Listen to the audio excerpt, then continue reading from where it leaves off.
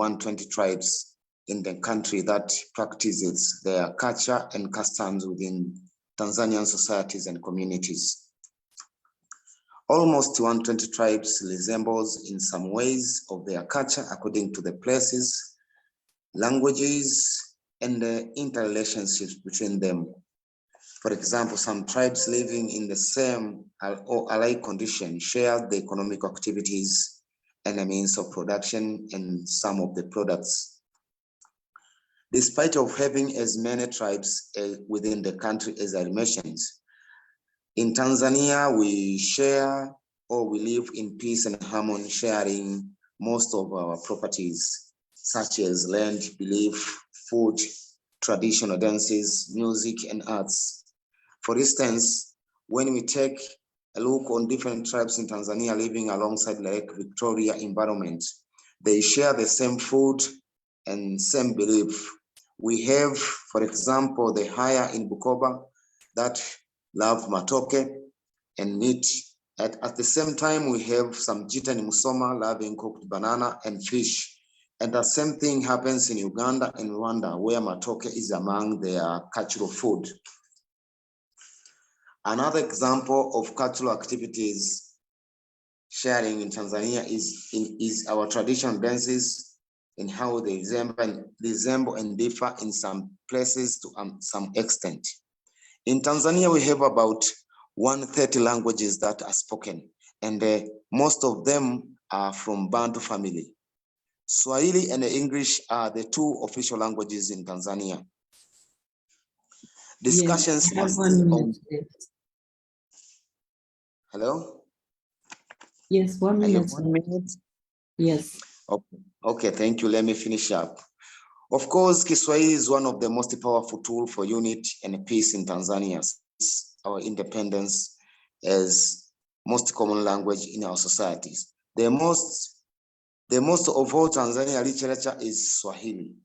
For example, we have literature include Shabani Robert and others.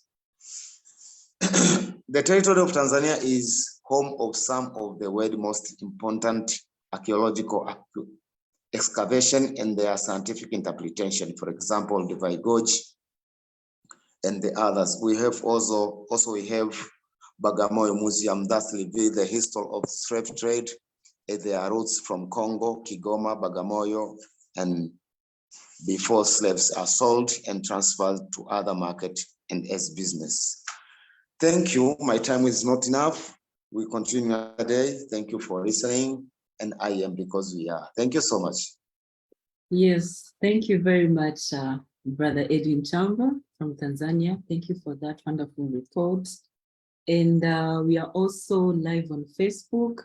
People who are following us on Facebook, if they have any question regarding the movement or they would like to ask anything, they can write it in the comment section. And also we'll be having our co-founder, Sinclair Skinner, joining us today. So we're going to have the second speaker, Zoe Owusu. Can you hear us? Zoe Owusu from Ghana. Hello, I hope you can hear me now. Yes, we can hear you. All Yes, right, thank you very you much. have 3 minutes to present your report. All right.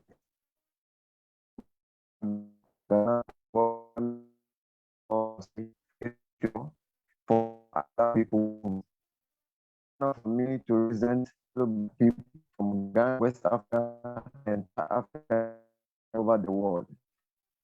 And Black brothers and sisters, Black people is using technology to help protect Black people from humiliation of racism and xenophobia.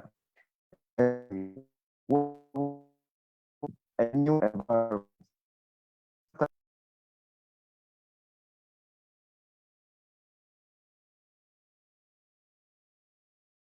Yes, Zoe Owusu.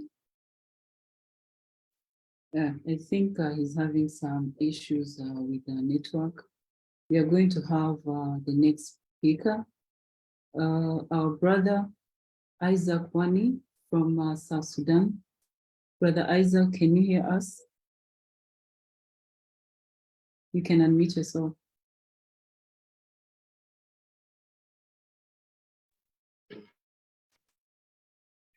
Hello, everyone. Yes, yes, you have 3 minutes to present your Can you report. hear me? Yes, we can hear you.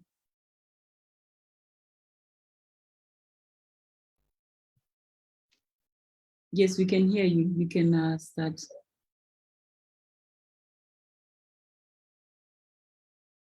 Okay, thank you. Good morning, good afternoon, good evening, my love people. This is Wane Isaac from South.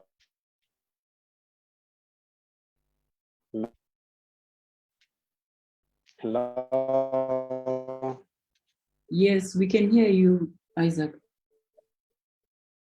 Are you hearing me? Oh, Yes, we can hear you. hello.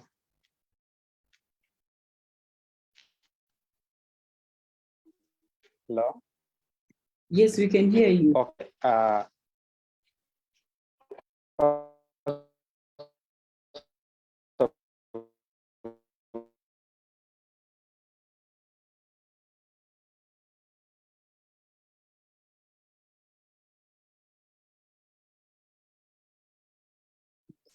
I think our brother Isaac also have some issues with the network, but we can give a chance to Zoe of Ousu to finish his report. Zoe Ousu, can you hear us? There's nothing. Okay, so this Pan-African movement, which is also businesses to support our digital space. The Green Book, the Survival Guide on the digital space as I Love Black People app is available for download on all devices, that Google Play Store and Apple iOS. The app that recommend Black-friendly spaces in your area visited to help protect lives from humiliation of citizens and Afrophobia. In addition to the an app we have to the app that on this Black survival guide to help people access phone and Black-friendly not provide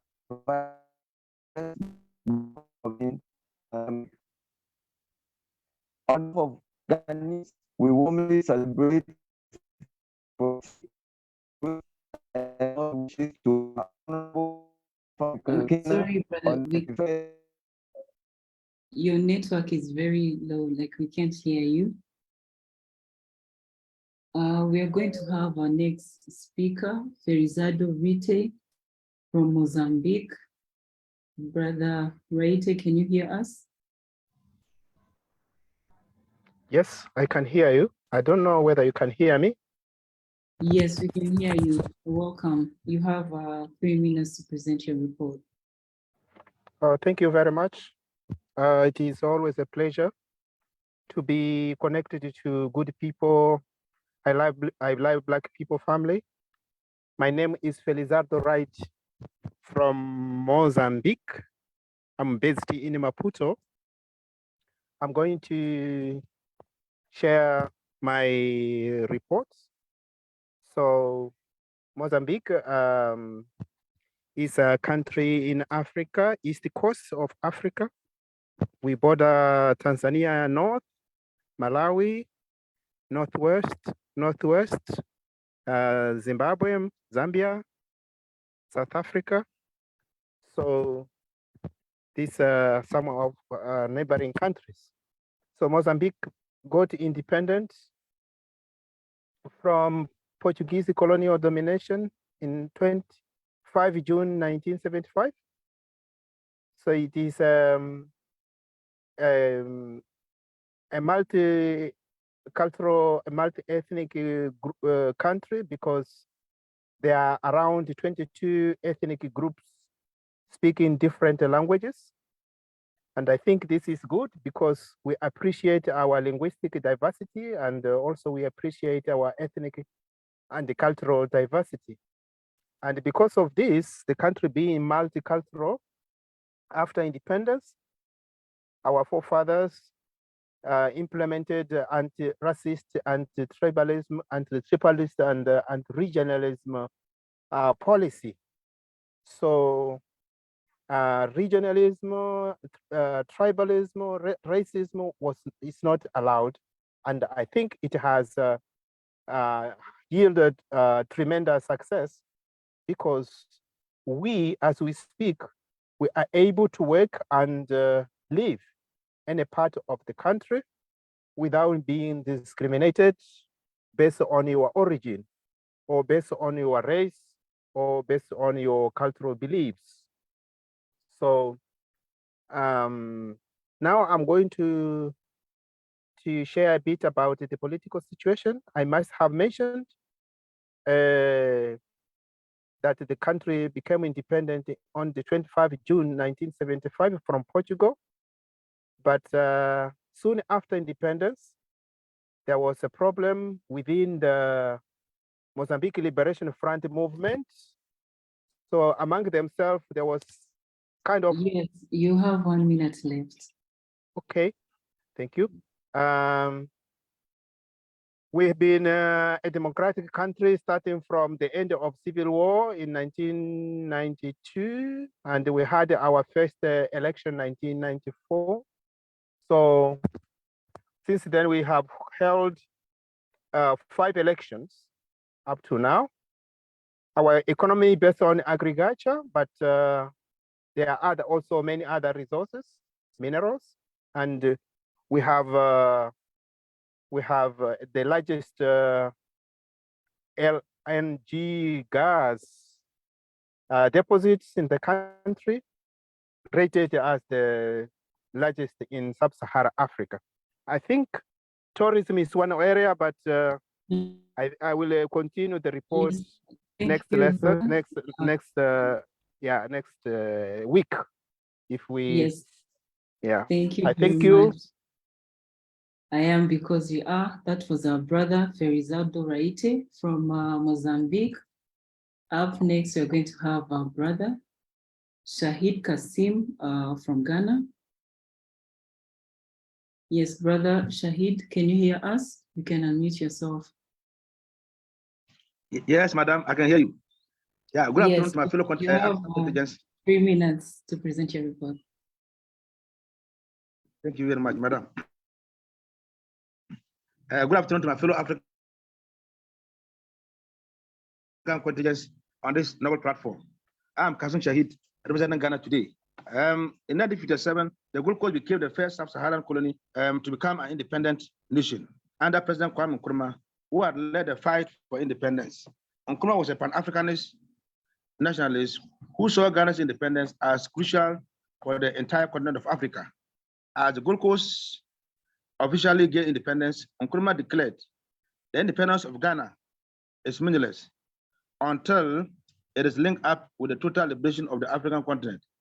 He again declared that from now on, there's a new Africa in the world. And that new Africa is ready to fight its own battle and show that the Black man is capable of managing his own affairs. Encouraged by Ghana's example, more than 30 African countries followed suit and declared independence over the next decade. A democratic state. After independence, Ghana's government were plagued by corruption, coup, and military rule. For many years, Ghana was effectively a one-party state until in 1981, when Ghana's new leader, Jerry John Rawlings, vowed to put an end to this once and for all. In 1992, a new constitution was adopted, which allowed for the formation of multi-political parties and a democratic system of government. Now, Afrophobia in Ghana. Colonization has contributed significantly to the causes of Afrophobia in Ghana.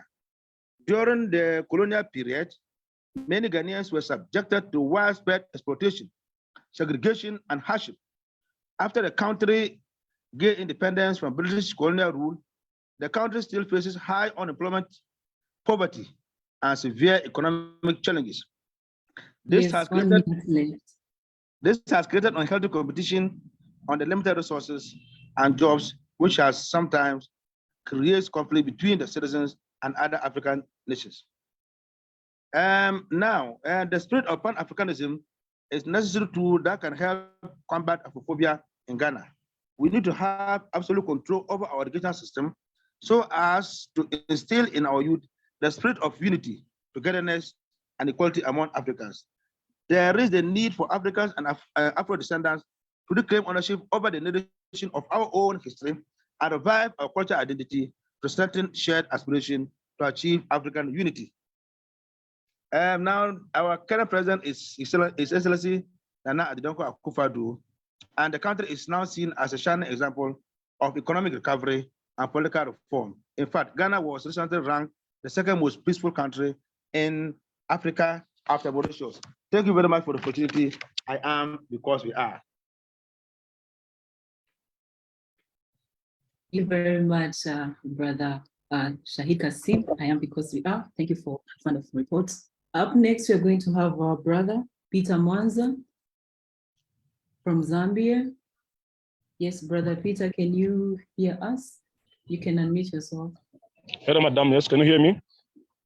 Yes, we can hear you. Welcome. You have 3 minutes to present your report. Thank you very much. Thank you very much. First and foremost, I want to thank everyone. I want to thank on my behalf of my country, Zambia. It's not an easy thing to present our country here. Further, let me speak about our country of Zambia. We got our independence in 1964 from the British. And here's yet, we have been going through different kind of things, but despite that, Zambia is a peaceful country. I guess everyone's getting there. Yes, Hello, we can Madam. hear you. Yes, we can hear you. Yes, thank you very much. As we're speaking right now, we go through different things that we want this platform that has come now to present us as an African, to raise our own currency and to build up our future readers. That's what we wanted, all African. Zambia is a country where everyone need a peace and to have diplomacy to perform the right things according to different culture that we have in our African countries. The reason why us here we fought is these whites, they took advantage on us. They took things from us here and making the product and they're kind of selling us on expensive in which we don't afford to have the same dollar.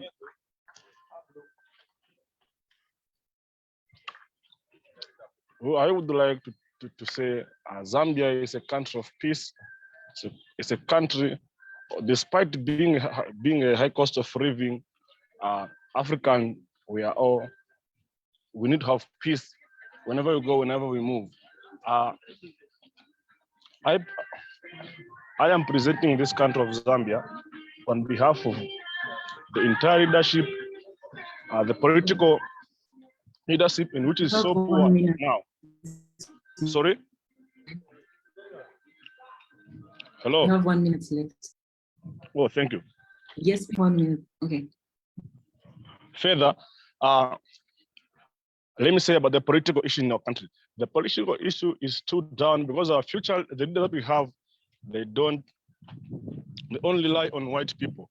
Only if these white people, we can challenge them, meaning we still have a bright future to spearhead our own right leadership.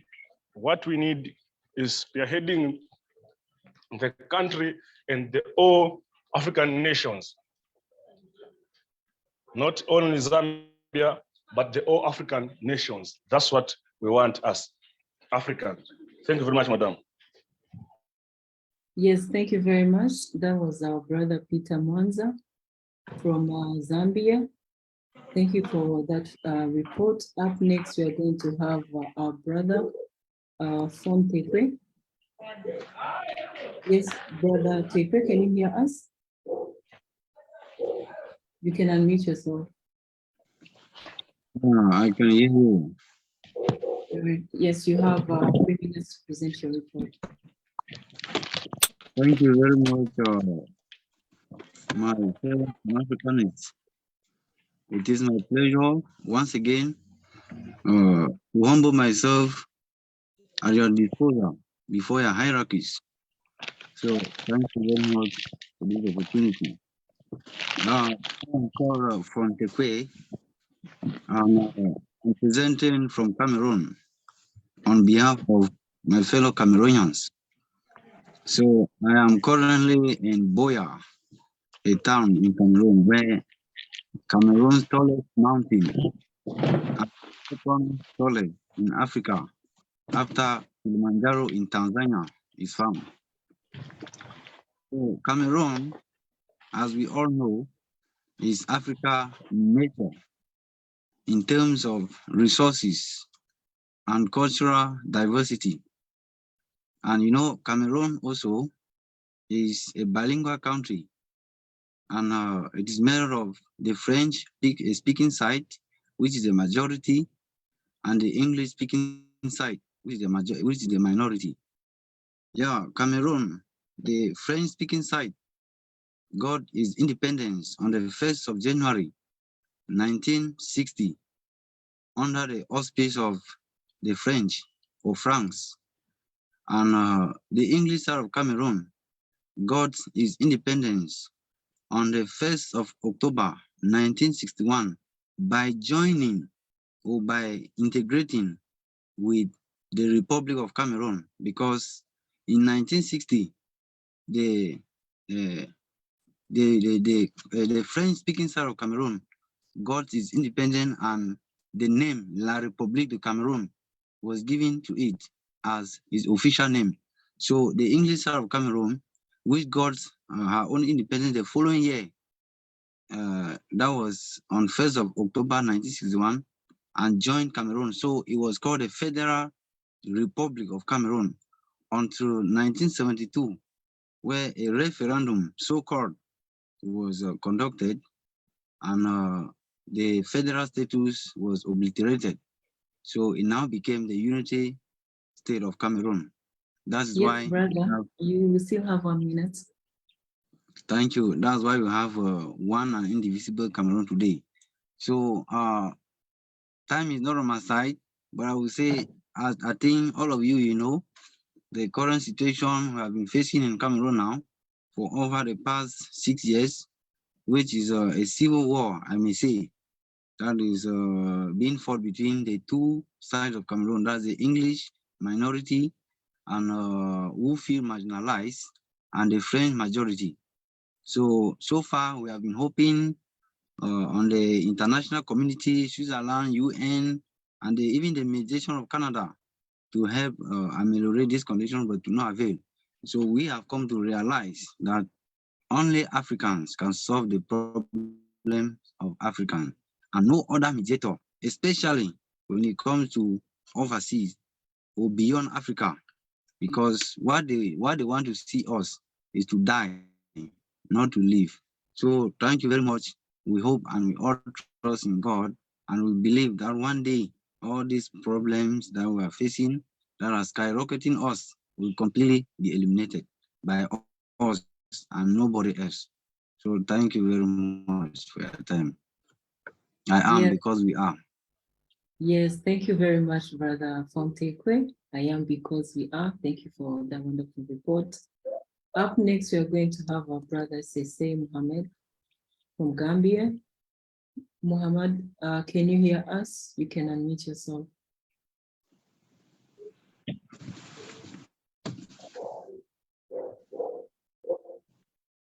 Yes, Brother Sese, can you hear us?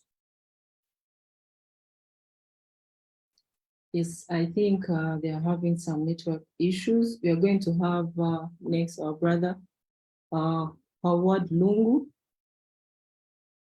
from Zambia. Yes, Brother Howard, can you hear us? You can unmute yourself.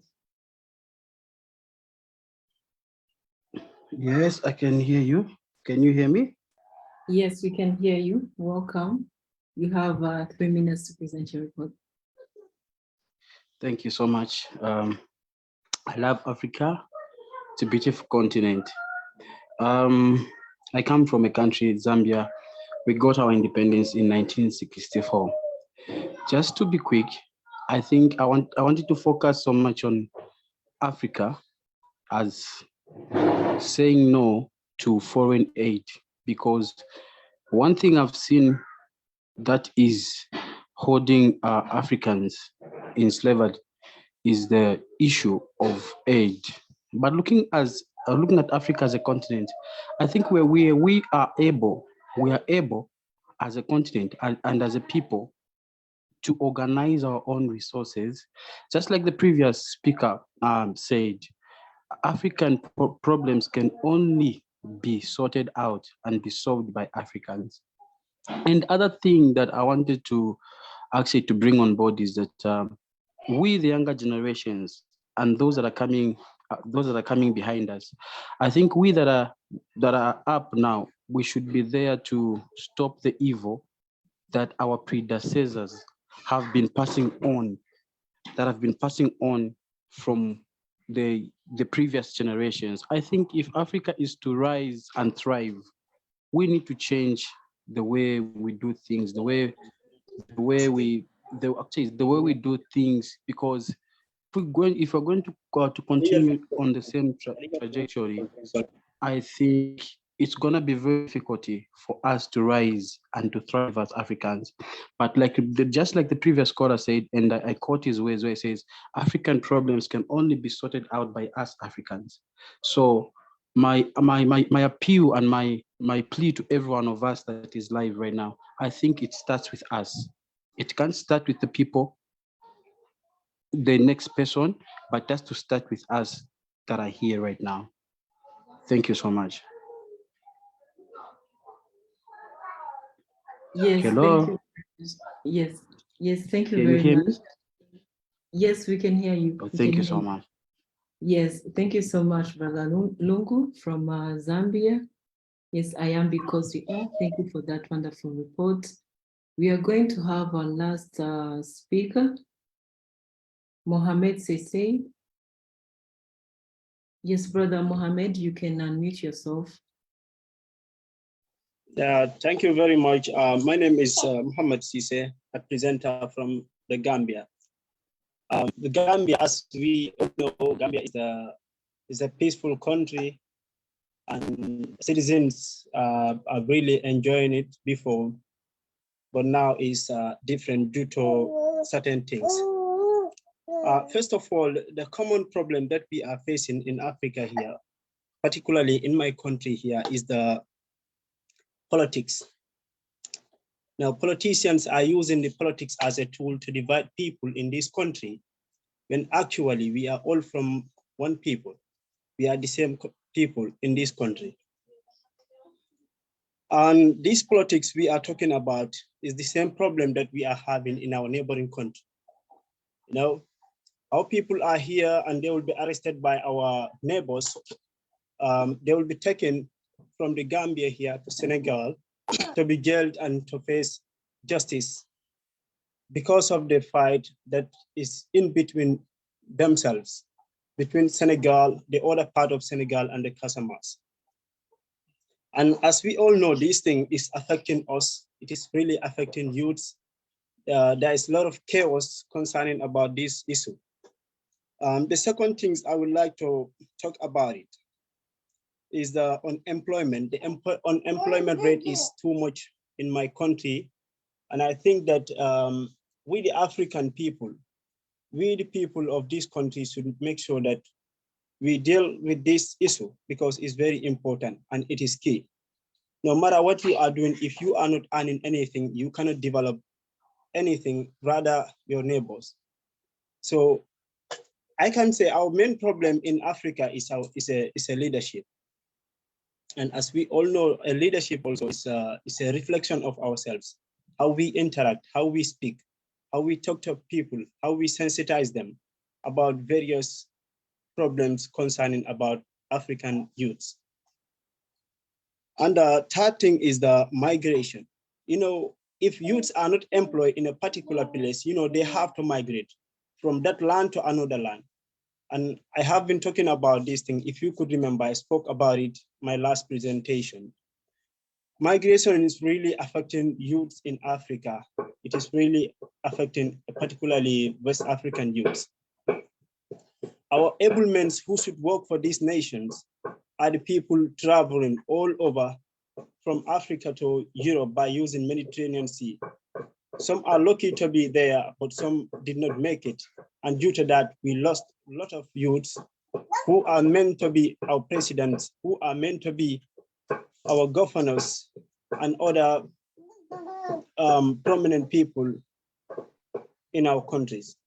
Yes, brother, you have And one also minute. when you look at, okay, thank you. And also when you look at this migration, it is really affecting our population. And as we know, population is very vital, is very important in any developmental issue. Before, China was not developed, but as they are having a lot of people in their countries, different caliber of people were born, and they are able to be who they are today. So this will be my presentation for you. Thank you very much for your kind attention. Yeah. Yes, thank you very much, Brother Mohammed Sisi from the Gambia. I am because we are. Thank you for all our speakers that sent a report and also presented. It's up next, we are going to have our co-founder, Sinclair Skinner. Right. All right. Thank you. Greetings, everyone, and thank you, Yvonne, for hosting and curating such an amazing, dynamic group of wonderful brothers and sisters throughout the African diaspora. This was amazing. Our members amazing. The energy, the intellect, and the thoughtfulness that everyone contributed is, is almost like this is like a class in itself. Just like being exposed to brothers and sisters, I often tell folks that, be it Black folks in America, Black folks in Africa, we know more about Europe than we know about other African countries. So it's one of those things when we get to hear brothers and sisters from, and we do need more sisters on these calls. So Yvonne, whatever we got to do to get more sisters, tell the members we need more sisters on the call. I see a lot of men, and we love the men, but we got to get the sisters. When I say love the men, you know what, I don't mean it in a funny, I mean, you know what I mean? So my point is we want to make sure we have the sisters on here too. So, but I think it's important that we have, the voices and actually hear from each other in a way that's very authentic and straight from where we live. So thank you so much for everyone who took time out of their busy schedule to share with us. And this information, of course, we will continue to share throughout the week because this is being recorded. With that being said, I just wanted to say a few brief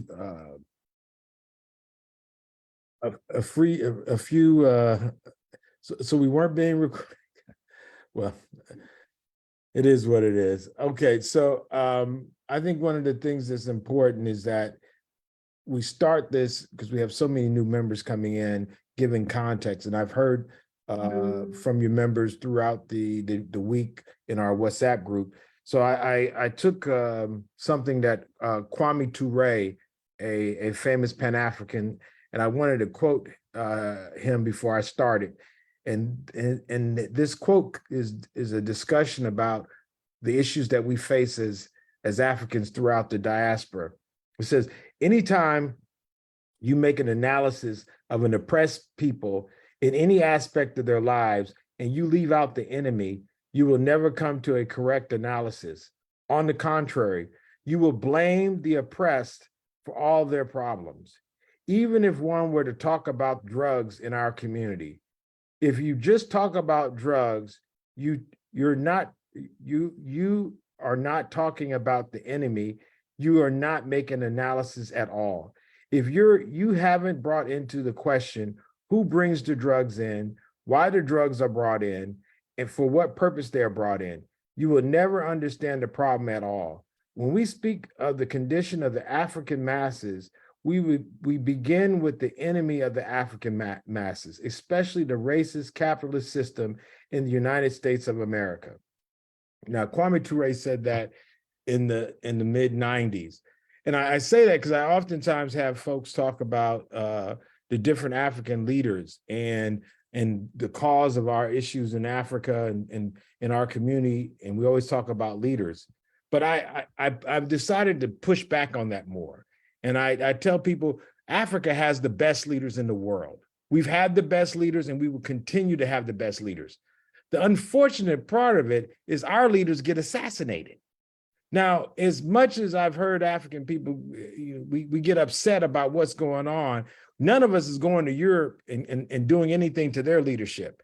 But literally, every time we have a leader stand up for our people, there's either a violent coup, a war that started, and there's no accountability.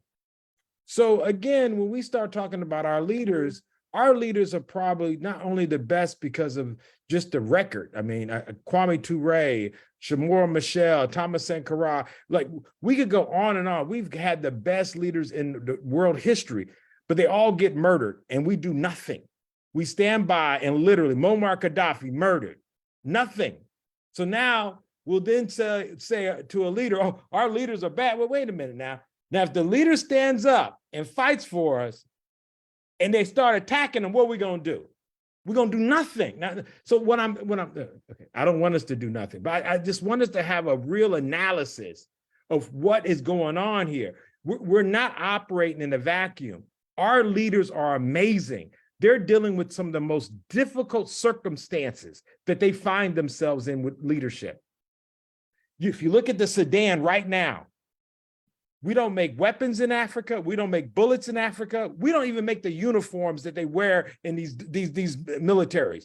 All that's coming from the colonizer. So when we start talking about the conditions of our leadership, our leaders are the most amazing leaders in the history of the world. We're doing nothing to support them when they take a stance on our behalf. So this actions, their activity is not irrational. There was a book called Confessions of an Economic Hitman. And this is a guy who was a part of the CIA, who literally job was to go into countries, bribe leaders, and if the leaders didn't do what they wanted, the US government wanted to do, they assassinated them. Now, we could talk about the AU, but we don't even have the intelligence groups. There's not an African intelligence agency going around making sure that the European governments aren't plotting against us. We're not sending anybody to Europe or the United States to find out what the plan is to do something to undermine us. We need to have like really rational conversations. We got to stop this. We're really falling for this is a colonial propaganda. They create the Black boogeyman. They make Black leadership always look corrupt. One of our problems, it might be the words we use. Instead of saying colonialism, capitalism, imperialism, we should say corruption. There's nothing more corrupt than stealing our resources, stealing our people, raping. Ain't nobody raped more people in Africa than the colonized. So we want to start talking about who's a criminal, who's corrupt, right now, ain't nobody stealing more from Africa than the colonial European. So if the first name that comes out of your mouth is an African leader, just say you don't like African leaders. But you can't be having a rational conversation about what are the biggest things that are impacting our lives. So and then let me say contextually, if an African leader is that corrupt, they could harm Europeans, Asians, and Black folks. For some reason, though, they're only allowed to harm other Black folks. In the United States of America, they got so-called gangs. Now, these gangs are supposed to be crazy on drugs, but the only people they allowed to kill, guess is who? Other Black folks. All the shooting they doing, you never see them shooting Europeans, nowhere. We have offices in Harare and offices here in Washington, D.C. Washington, D.C. got the White House, Trump and Biden, all the murders that go on. Not one congressman murdered by anybody. And this is the same area. So either these are some criminals with a lot of discipline or something else is happening. So we got to stop falling. What other communities have, they call it tropes. There's things that you can't say about people because those those are seen as religious tropes. We got to stop using these tropes about each other. The big, bad, evil black leader. That's a trope. That's not real. If you think about criminality, again, who's stolen more than the European? The Queen of England, the King of England stolen more than anybody. So if you want to see the face of theft in Africa, it's not a black face. I'm not saying I want it to be, but I'm clear. If you really are serious about stopping crime and you pick a black face, you just say you don't like black faces. And we call that Afrophobia. And we can talk more about that. We're going to be discussing that more. But just say you Afrophobic, but don't say you're against stealing. If you want to talk about killing, there's not one country that's killed more people than the United States of America in the last 50 years. So if you're really against murder, and the first name you bring up is somebody from Botswana, Zambia, or Nigeria, just say you don't like Nigerian. But if you're really against killing people, you wouldn't start with Nigeria, you wouldn't start with Cameroon. So again, I think some of our conversations, there's things that we have to hold ourselves accountable. And I like what brother said, is that I'm saying that we have to make a correct analysis of the problem. And some of this, since we got a lot of men on here, we can talk about rape, okay? It's unacceptable to rape a sister. It's unacceptable. And the causes of rape aren't clothing, it's not music, it's not alcohol, it's not late night. The cause of rape is the rapist. Okay, so anybody in here, okay, it has nothing to do with what you drank or what time of the day it is or what the clothing or a person has on. The cause of rape is the rapist. The cause of oppression, it's not having a job. It's not being able to read. It's not having any money in your pocket. The cause of oppression is the oppressor. I've been over 60 countries in the world. Some of the best communities, neighborhoods I've ever been in were neighborhoods where people didn't really have a lot of money, but they had to trust each other, they had to work with each other, and they were the best people to be around. Some of the most wickedest people I've been around had a lot of money. Their behavior towards other people was repulsive, was horrible. So for us to attach the fact that somebody doesn't have money to the fact they're gonna go kill somebody, it's like a trope. It's something that people use to try to belittle people, but how much money I have in my pocket is not an indicator if I'm gonna do something bad to somebody. So we have to stop and just take a look back. When did our problems occur as African people? We spent thousands of years developing science, math, languages, pyramids, other buildings. We didn't go around colonizing people all over the world. So we got to be clear that this behavior that we've seen probably over the last 500 or 600 years is unnatural. So we have nothing to apologize. We don't go around invading other people's places, raping their women and stealing their things. We don't do that. We have nothing to apologize for, okay? But we have to be clear of what the source is. So now I just said the source of the problem is the oppressor. The question, as the brother raises, well, whose hands is the solution in? The solution is in our hands. Let's be clear. The liar is going to keep lying. If we expect the liar to stop lying, we're wrong. We just got to stop believing the lie. Do you get what I just said? I said a liar gonna lie. That's what a liar does. What we got to do is stop believing what? The lie. So that's a part of the solution. We got to say, look, I don't believe what they say about our Black leaders. I don't believe what they say about Black people. I don't believe what they say about poverty or me not having a job. Me not having a job is not going to lead me to go invade and hurt somebody. What do we do now? So I love Black people. Again, my background is engineering. We're building, with your support, a global safety net, a global platform for Pan-African people to come together so that we can protect each other.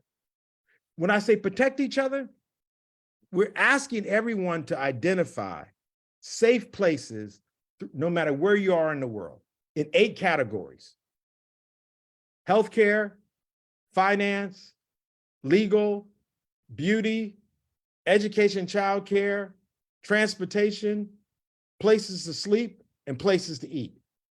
We pick those areas because those are critical areas where you don't want to make a mistake because somebody could hurt you. If you get a bad doctor that's trying to experiment on you, that decision can be very problematic.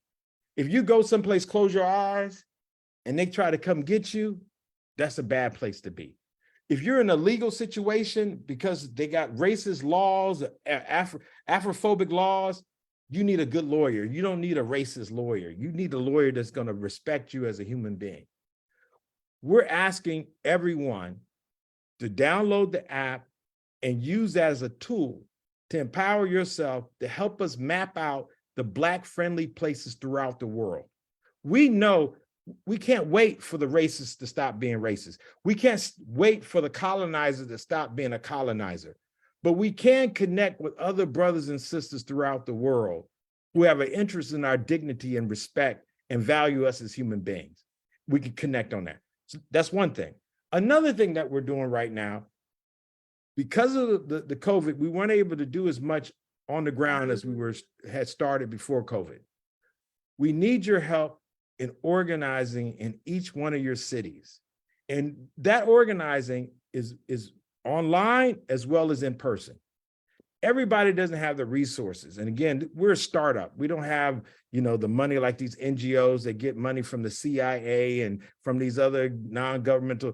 We're literally, myself and my co-founder, Mr. Christopher Mapindera, who's originally from Zimbabwe, we literally are the investors in this project. And as engineers, we know we can put together the technology to build this, but we actually need the help as everybody who's a part of this to actually connect with other folks to help.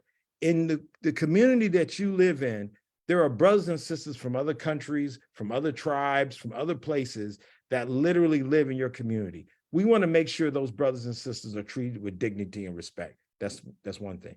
Two, we're launching a program in July around the issue of Afrophobia. And Afrophobia is the fear and hatred of people of African descent.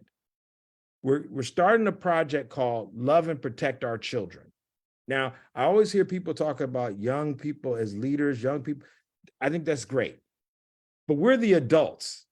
We're the ones that's supposed to be looking out for these young folks and making sure they're not getting harmed by nobody. So we're the ones that have a responsibility to make sure in our communities that where we live, that the young people aren't being exploited or killed. And one of the things, I just got back from South Africa in Zimbabwe last week. And one of the issues I see, the United States government and its agents are literally pushing a lot of drugs in Southern Africa right now. And they did the same thing in the Black communities in the Caribbean, in South America, and in North America. And they use these drugs to destabilize communities, to pit families against each other. We need to do more on the ground as I Love Black People to help empower our members to take responsibility for their community. Now, again, this is not about us supporting political parties. That's why we always tell people we're not partisan. Whoever your government is, that's fine. That's not what we're doing. We're organizing the African masses. At the end of the day, we don't care where you live, what your party is, or what your background is, as long as you're committed to our mission to protect Black people from racism and Afrophobia. That's the only thing we care about. And let me bring this thing up. I had some folks bring this up in one of the groups talking about the United States pushing an agenda around homosexuality. Let me just be very clear. We're not here to push any agenda but protecting Black people from racism and xenophobia, period. That's our only agenda that we're pushing. We're not gonna ask you, that's none of my, if you've been divorced, if you handicapped, if you got, whatever your situation is, our mission, once and like solitarily, is to protect Black people from racism and xenophobia. So we don't get caught up in what your religion is. We got brothers and sisters that are Muslim, Christian, all those things, or people don't believe in anything. At the end of the day, that's not the part of this that we're focused on. We know there's 1.5 billion people of African descent that are literally being targeted throughout the world. We're not going to be distracted. If you're short, you're fat, whatever you are, as long as you support protecting Black people from racism and Afrophobia, we'll accept your support. But we're not here for any other agenda. If you're here for environmental and you're here for whatever these other agendas, there's plenty of organizations and people who do that work over there. But that's not what we do here at I Love Black People. Our focus is protecting Black people from racism and xenophobia. So definitely want to appreciate your time. I see we got the lovely, dynamic, wonderful, amazing. I mean, y'all got a treat. Y'all get a treat every Saturday. I don't know if y'all really know who this sister is, but y'all get a treat every Saturday. So God bless us for having us and having this sister who's just amazing. And I've known her for a little while now, and she's always there for us. And we definitely appreciate everything she does to lift us up and give us insight in how we can treat ourselves better. So thank you, Sister Anana Akua. And I don't know if she knew I was talking about her. She probably thought I was talking about somebody else, but no, Sister Anana Akua. I was talking about you. And that being said, again, thank you, everyone. I don't want to, take everybody's time. Make sure you're letting friends know about what we're doing here. The Saturday calls, we want to make sure that going forward, you use the chat to ask questions. I'm going to make sure that I do more to come on the calls to help with answering questions, but we'll definitely in our WhatsApp groups, that's where we like to do the everyday type conversations where we talk about what's going on. We need your help in every city. One of the things, and I don't want to take too much time because I know Sister Anana Akua is busy and everyone else is on this is busy. One of the things that we've noticed is helpful in spreading our message as Pan-Africanists is music. We're asking, and you're going to see notices of this, asking each person, if you know a young artist, a young musician in your city that has a level of notoriety, we're putting together, I don't want to call it a concert, but we're going to have an event where we're going to have musicians from as many different cities throughout the African diaspora. That's from Kampala to Chicago to Kingston to Johannesburg in August. We're building towards August, and we need at least, the max we can actually have is 10 cities. So we need 10 of the best, and we're not going to do a talent contest, but we need 10 artists that understand the importance of using music to elevate our people and not tear them down, so that we can pull together this, it's the 50th year of hip hop. So I'm not saying everybody's here into hip hop, but there's a lot of activities going on in the States around that. And I've been talking to some colleagues about how we can build this in a way that actually elevates our people. And sometimes, I think sometimes as Pan-Africanists, we dismiss the power of music because we see it as something that maybe frivolous or not important.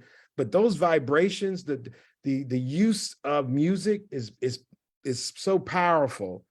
We need to stop allowing people outside our community controlling and directing our young people on how they use the music.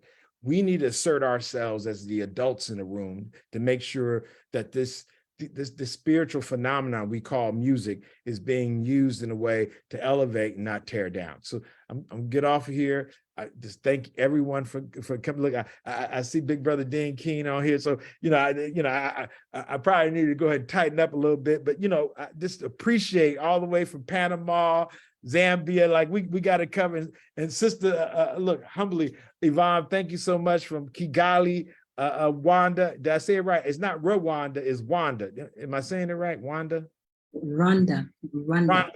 Look, and sister's been working for me like for 4 years. I'm still getting the name of the country wrong. So I'm gonna do better. My tongue is colonized. I'm trying to liberate my tongue. So I do apologize, y'all. The only language I know is the one that was forced on my people. So I'm going to liberate myself and speak an indigenous language that's indigenous to our people, to our minds, to our spirituality. I'm going to do that. Now, I haven't got there yet. So please don't, well, you can judge me, but humbly, I'm going to do better. With that being said, thank you so much, all y'all, and have the best of all weeks you can have. Yes, thank you Oh, very I much. am because we are. Yes, I am because we are. Thank you very much, our co-founder, Sinclair Skiller. Thank you for that wonderful presentation. I think we learned a lot from him. Yes, we're going to continue with the Pan-African healthcare class. And as you know, Nana Akua likes teaching while watching these beautiful faces. And if you would like to receive a shout out from her, turn on your camera. Welcome, sister. Thank you, thank you. Greetings, everyone. Sinclair, you put your camera back on for me. Thank you. Hey there, Baba Damani, I see you. Hey, Fawn, and hey, Yvonne, and Howard, and Edwin, and Joseph, and Prince, and Billington. Hope I said it right. Okay, good. All right. But yes, I love seeing beautiful Black faces. I appreciate you all for indulging me. Okay, wait a minute. Somebody else came on. Felizardo. Okay. I don't know if I missed anyone, but yes, greetings, everyone. Thank you for joining us again.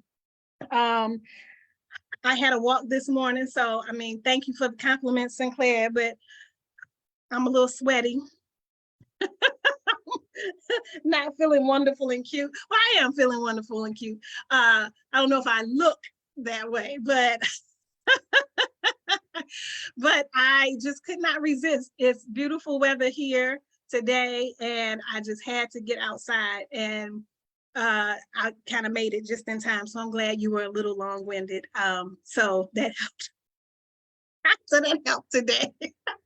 I looked on there and it said our co-founder has joined us. I said, oh, okay, I got a couple of minutes because he is not going to stop on time.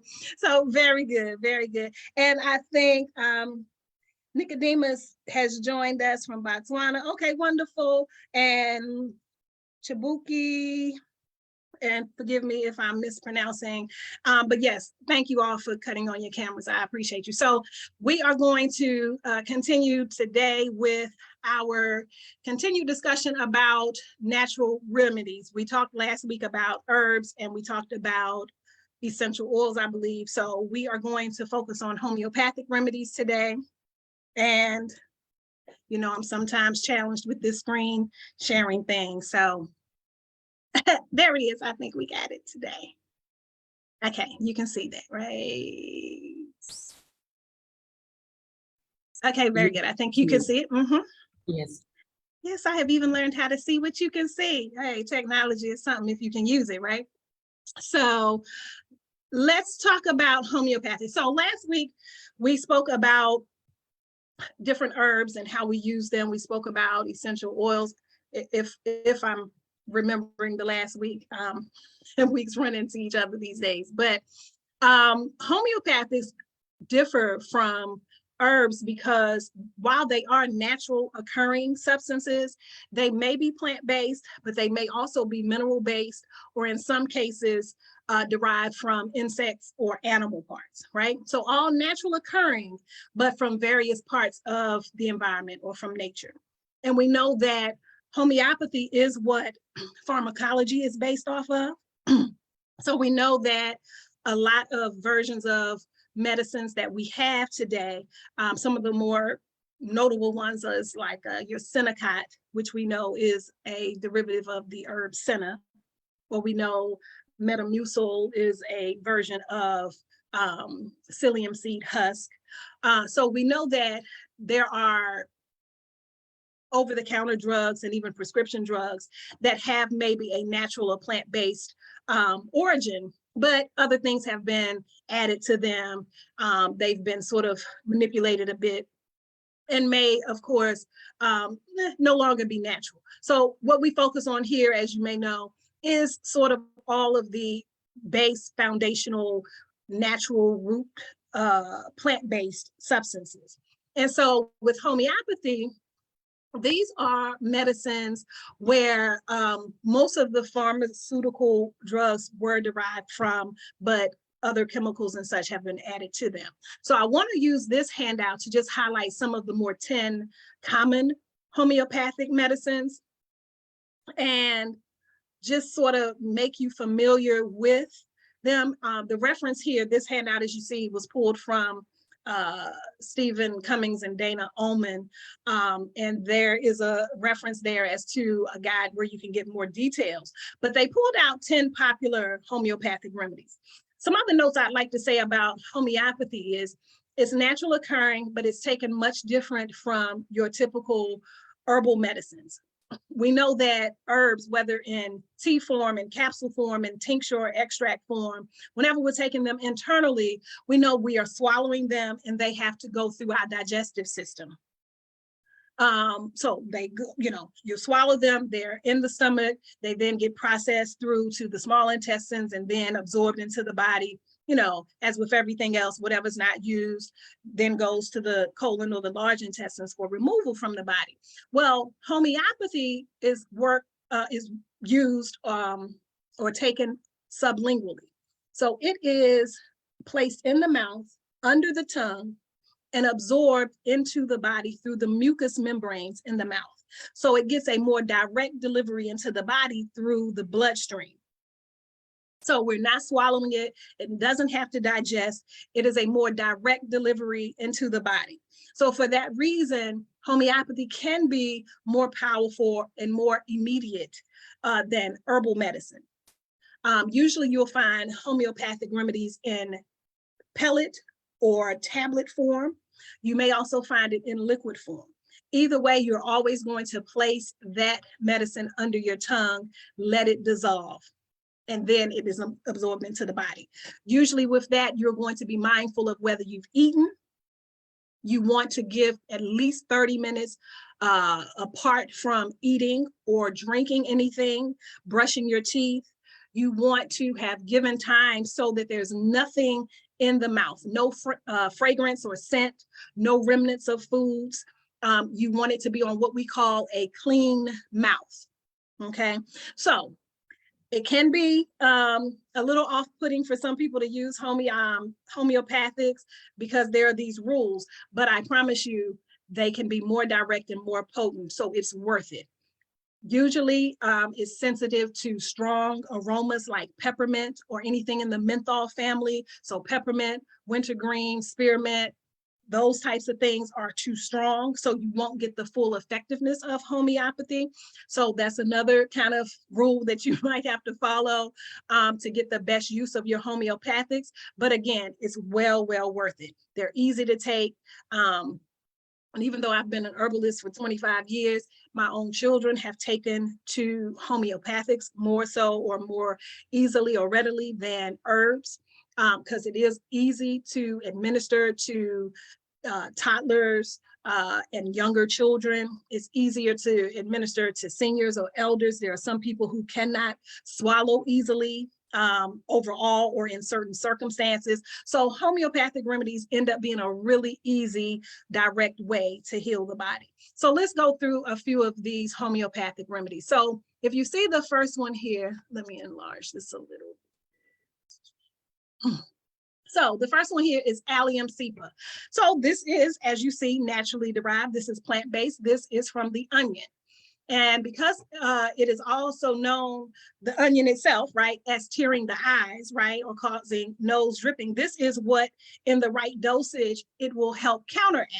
And that is also another concept, and I'm glad this first one reminded me, another concept of homeopathic remedies is that like cures like, meaning what causes an issue can also, in the right dosage, will cure or treat that issue, right? So just like you get in front of an onion, you're peeling an onion, it causes the eyes to water. Same concept. If you have a cold or a flu or seasonal allergies or something that causes the eyes to tear up, this treatment will address that issue, right?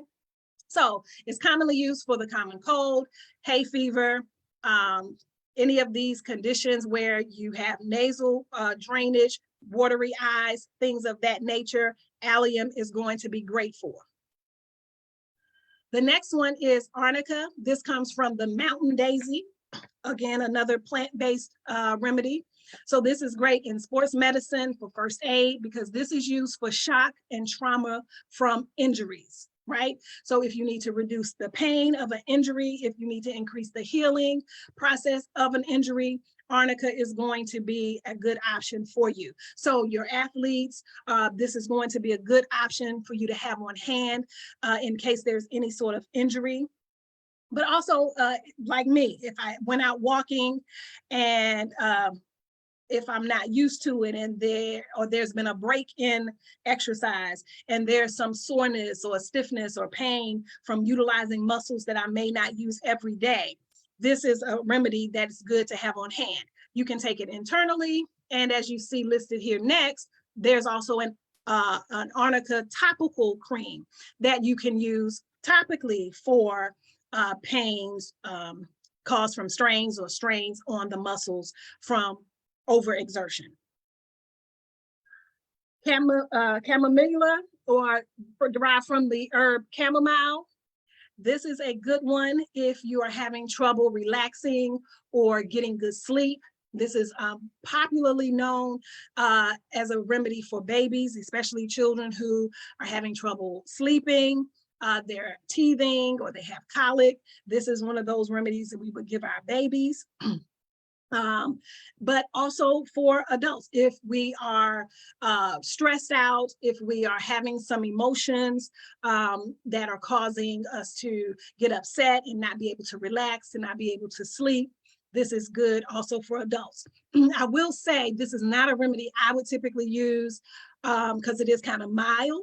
So as an adult person that may have really big stressors, right, or have a really bigger pressing need to rest or get relaxation as opposed to an infant, I would maybe choose something a little more potent.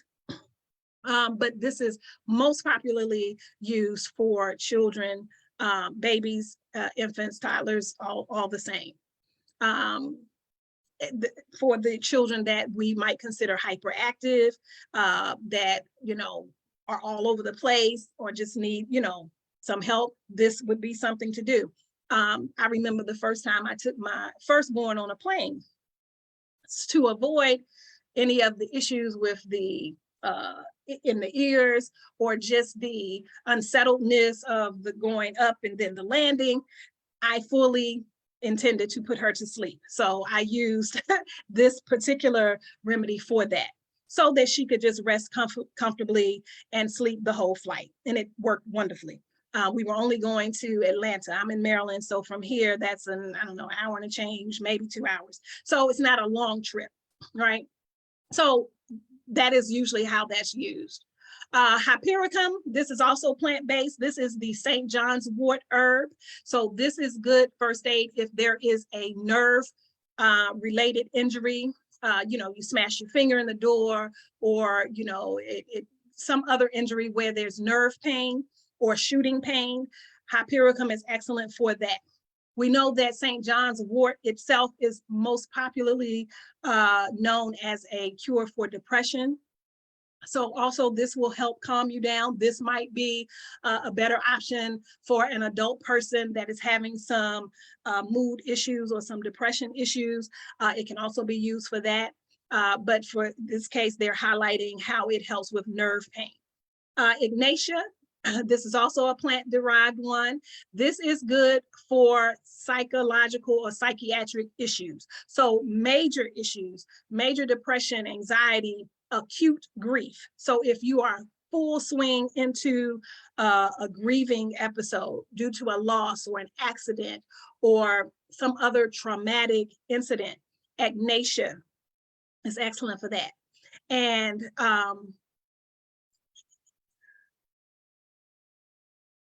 Magnesia phosphorica.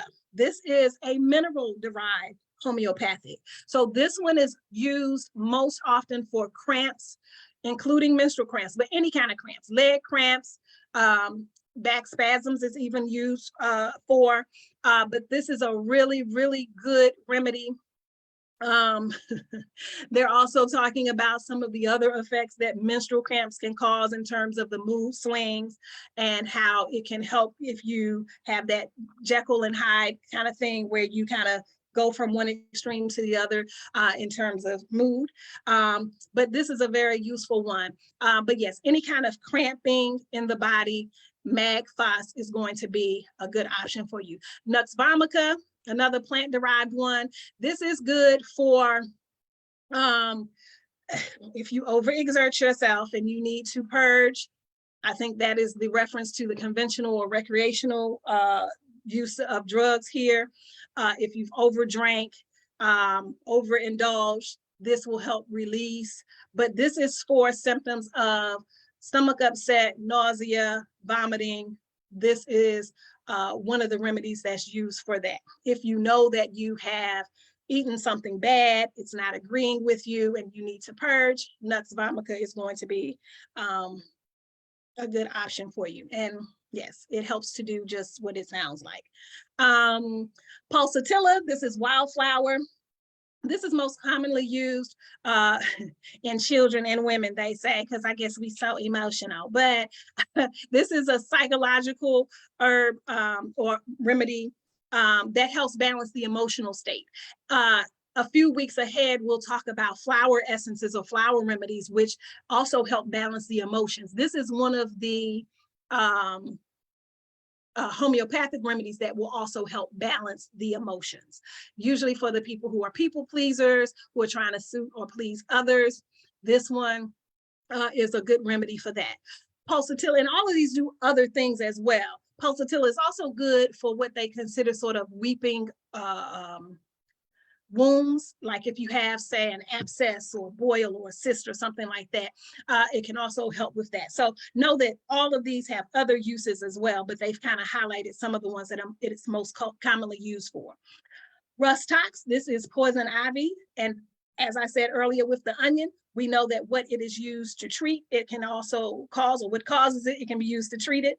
This is another great example of that. So this is used for folk who have come in contact with the poison ivy plant, but we also know that it has other uses in terms of flu symptoms, arthritis symptoms, and things of that, strains, but it's really good in soap and cream form, topically for poison ivy. This handout gives sort of just a natural first aid listing of homeopathic remedies. Some we've already talked about. This is just put in this packet for information's sake, but just know that there are homeopathic remedies that'll deal with insect bites. We've talked about strains and sprains. There are good remedies for bruises if you bump into something or have an injury and there's bruising. Well, we mentioned the Hypericum, so that's good for that. If there's eye injuries, inflammation, things like that, even if there is heat stroke. And so we know in a lot of our areas where we are close to the equator, managing heat stroke is a very important issue. So know that belladonna and bryonia, these are going to be remedies that will help to deal with that. If there is dizziness or fainting or irritability and excessive sweating and things like that from heat exhaustion or from heat stroke, these are remedies that are good for that. And if I'm remembering correctly, we talked about the essential oils last week, and I hope I'm not forgetting that. So superfoods, we know that there are foods that are highly nutritive foods. These are the foods I think that we should include in the diet, in addition to avoiding certain things like sugars and excessive amounts of meat and dairy and things like that. We can also take on the concept of not just focus on what to avoid or eliminate from our diet. This superfood list is a good means of including, knowing what to eat. Because sometimes we start talking about, oh, I'm going to stop eating this, stop doing this, stop drinking that. Then it comes down to, well, what can I eat? What should I eat? Superfoods is a good place to start. These are foods that we know are highly nutritive. They'll have a number of vitamins and minerals. They will treat number of conditions. So this is where I suggest starting. And I know I'm running out of time, so I'll just go through the list. And if you do not have the packet, and it's also, this list is a very easy one to Google as well. You will have multiple lists that may prioritize them differently, right? So you'll have some that will give you a top 10 list or a top 15 or top 20. So some will vary, but you'll find some common ones throughout the list. And these are a few of those: almonds, broccoli rabe, avocados, raw milk, if you do milk, not necessarily one I'm promoting per se, wheatgrass, salmon, flax seeds, blueberries, cinnamon, sweet potatoes. And then if we go more to powders or seeds or things that generally we are putting in our shakes or on our salads or in dressings or things of that nature, we have acai berries. We have goji berries or wolfberries. We have cocoa powder or cacao. We have seaweed, chia seeds, and then I think mangosteen is the last one, and mangosteens, right? And so these are all, oh, and maca. Oh, I forgot about maca powder. So these are all foods that you may want to add to your diet, that you may want to consider. Okay, I know the things that I shouldn't be consuming. Let me see what I can add and be better for it. Some of these things you'll do in shakes or smoothies, and you may, not do them as part of your everyday diet, but maybe supplement as you're doing a specific cleanse, or if you're doing, a particular regimen where you're trying to build yourself up. These are all good options for you to start with. So if you do not have the handout, feel free to email me. I'll send it to you. And I thank you for joining as usual, and I bid you good health and peace. Yes, thank you very much, Nana Akua, for this wonderful lecture. I'm going to share your email in the comment section for anyone who would like to have the handouts. Yes, thank you very much. Enjoy the rest of your week. Yes, sir. Yes, up next, we are going to have the Pan-African History class with Dr. Tyreen Wright. Yes, Dr. Wright, can you hear us? You can unmute yourself. All right. Welcome, everyone. Welcome to the Pan-African History and Organizing course. So I'm trying to show you a presentation. Is there something going on? Let me see. So I'm going to do this on 2 devices. I'm going to stay muted over here. You might see me in here twice. Yvonne, do you see me here twice? You see me in the course twice? Okay. So Yes. that's my computer. I'm going to be sharing my screen for today's presentation. Got it. But what I want is for me to be able to take my camera off here, and I don't seem to be able to take my camera off. Is there something going on where I can't take my camera off on the phone? No? there's nothing. No? When I do this, I don't know why I can't take my camera off. All right, well, I probably will just turn it another way. So I'm not on camera when I'm doing it. Should But I turn it off? Huh? No, don't turn it off just yet. It's okay for the moment. So I'm going to be sharing a presentation. Let me just cue it up for you all. So welcome to the Pan-African History and Organizing course. I'm going to be sharing the second sign-in you see there for me. I'm going to share that screen. Okay. And it's going to be a presentation, just so you all know. You all have this book of all things to have a stack of for you all to see. Anyway, I'm going to be sharing this book. Okay. And you all had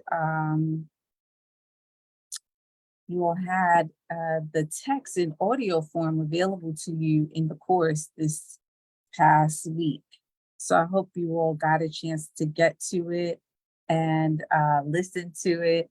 I seldom, before I would scan chapters of this, but now that it's in audio form, I just share it so you can actually listen to it on the move. And what it is, it's called Women's Liberation and African Freedom Struggle, Thomas Sankara. And it is Thomas Sankara, essentially his speech from March 8th. Yes, exactly. March 8th, 1987, on his day where they the day where they commemorate Women's Liberation Day in that particular country. And he gives a whole speech to the men and women of Burkina Faso, outlining what the liberation struggle should have produced for women. He had I'm just going to jump right in, okay? Because I know you guys can see me on one screen. I'm going to be sharing the other. Let me just make sure that I have this actually.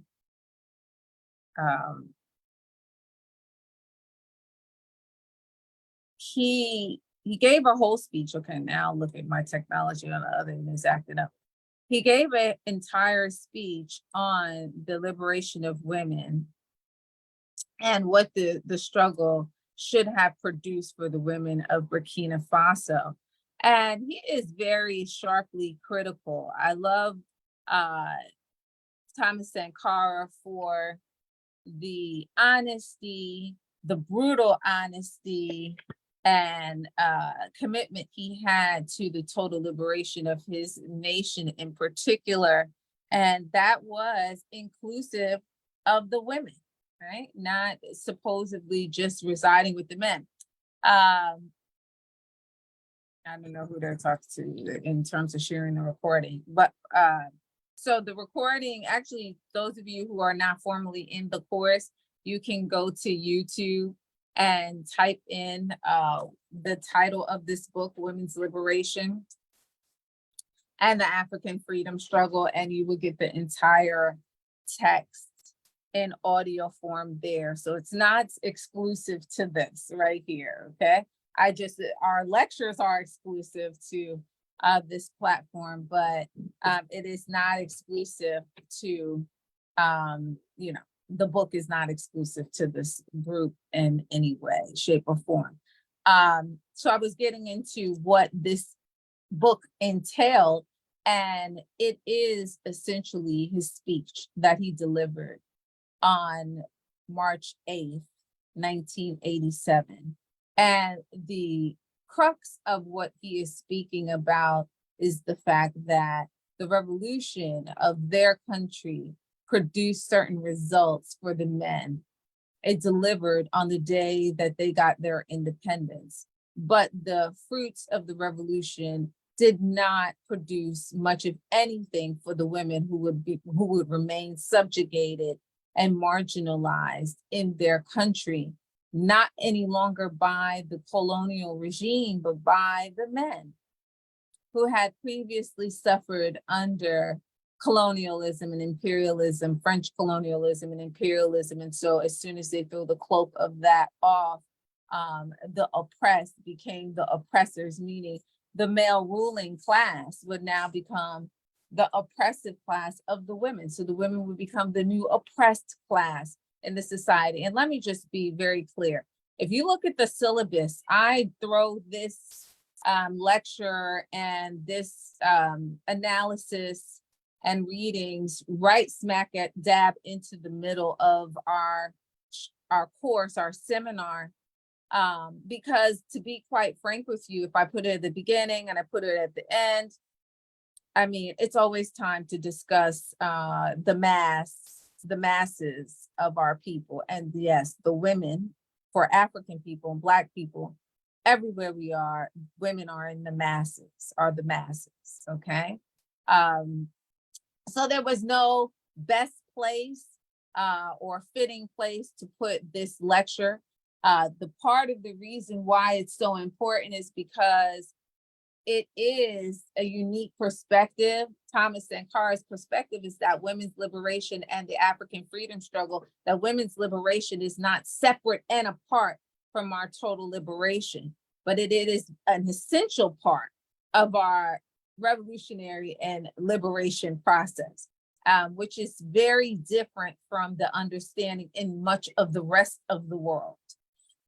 Thomas Sankara also is unique in the sense that in the same way that he understood that the liberation of our women is part of our total liberation from colonialism, he also understood that the rest of the world was not looking at it in that way, that the rest of the world looks at the struggle of women as separate, apart, and something that we get to after we are done liberating ourselves from the colonial regime. But what he is saying that is that that concept, that idea that women are to be oppressed is part of white male patriarchy that is also part of colonialism and imperialism, right? Which also place white men at the top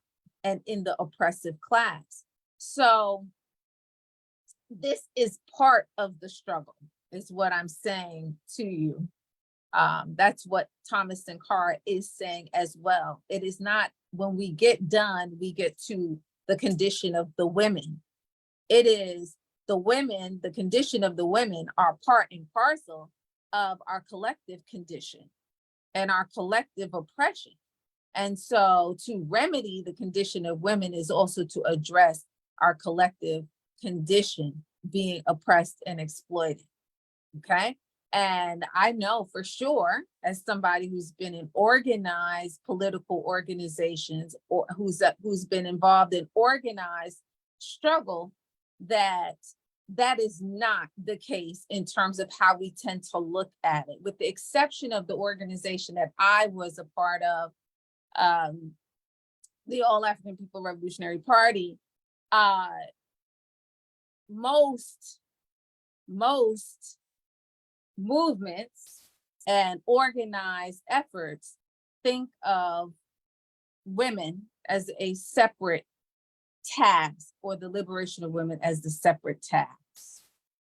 It is not. So that's whether you look at the Black Panther Party when we get to the Americas, whether you look at the civil rights movement, which largely never even got around to addressing the condition of women,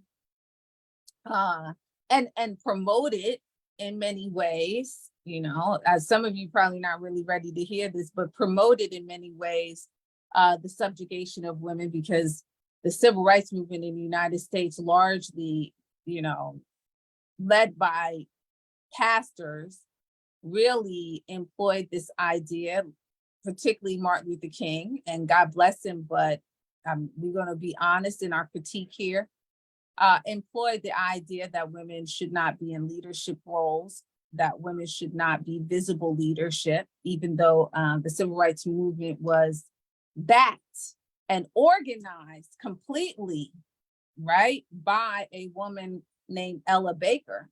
And King was really pretty much the figurehead, the face of it, but the true national organizer was Ella Baker. So there was a subscription to the idea that the women should be should not be seen in the leadership. Okay, and that was a staunch position. If you want to read about it, read Maya Angelou's book, one part of her autobiography. If you want to know about King's philosophy on women, read Cone, Malcolm and Martin. He's very clear about his position on women, and he does change at the end of his life, and we should study that.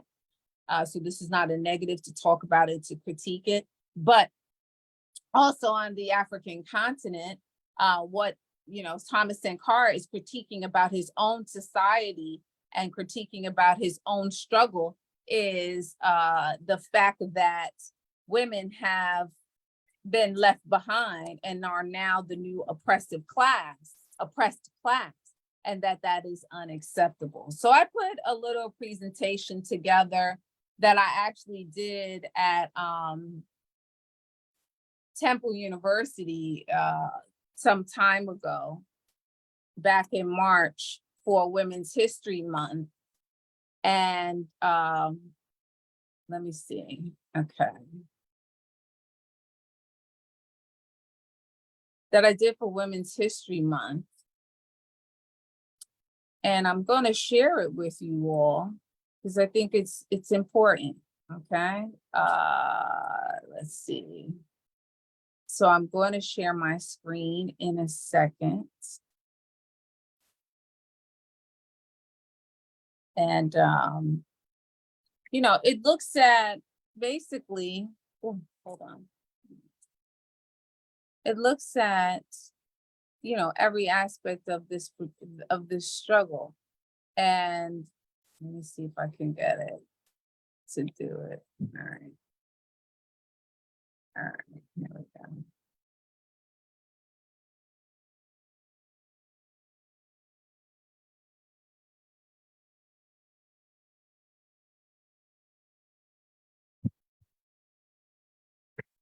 One second, folks.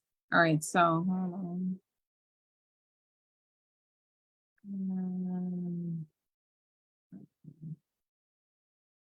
Okay, so it's loading, but so I did this presentation that pretty much looked at, you know, Thomas Sankara as one of the most progressive leaders on the African continent in terms of the role and the position of women. And this is really important because unlike the others, so there are others who do understand and address the condition of women as part of our particular form, you know, the form of oppression that has been placed upon us, but none put this agenda on the national agenda or the country's national agenda.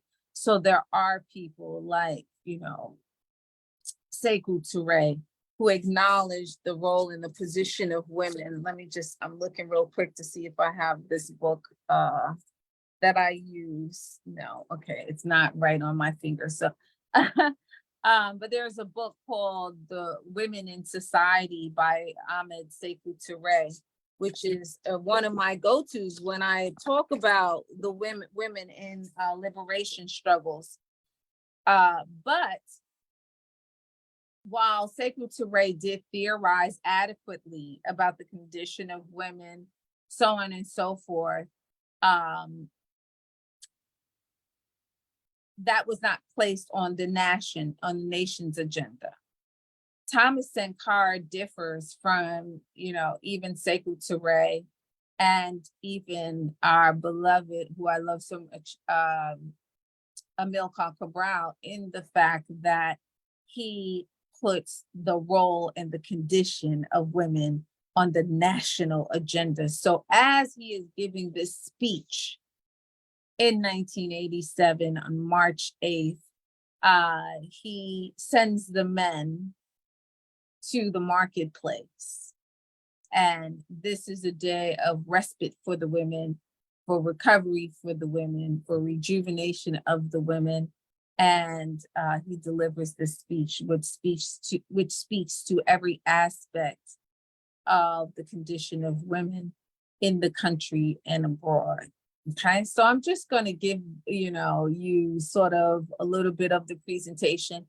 The last part of it gives you imagery of women who on the continent of Africa engaged in armed struggle. And why do I do that? Because this was very provocative when I did do the presentation for some.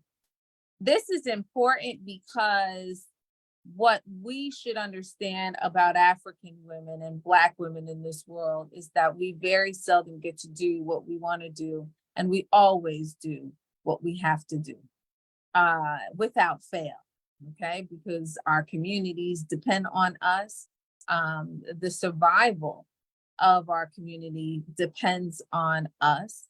And I don't think that we ever show up short. For the most part, we do not, okay? And how do I know that? Because we're here, because we're surviving. Now, what it takes is for the men to show up, for us to thrive, right? Because it's not a job for just the women. But in terms of being a consistent sustaining force in the Black and African community the world over, yes, that's the women. That's our women. Those are African women, okay? Those are Black women without fail. So let me just get right to it. I'm gonna try to go into the Zoom. Let me see. I want to be off camera, but you guys, I don't know why this is not letting me be off camera. All right, well, I'm going to share this. I'm gonna turn this way. And you're gonna see my vase, and I'm going to share my screen here. You'll hear me.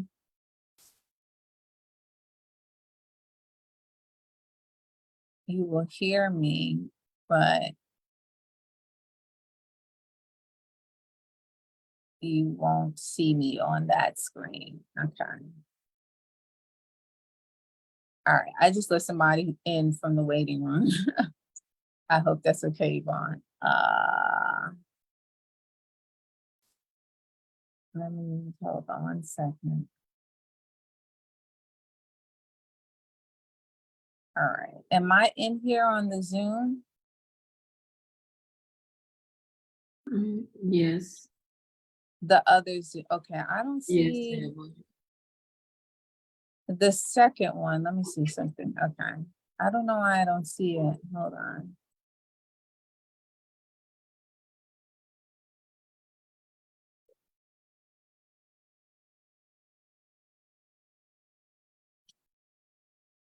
No, okay, where is it? I'm trying to get into it. Okay, hold on 1 second. I don't know why.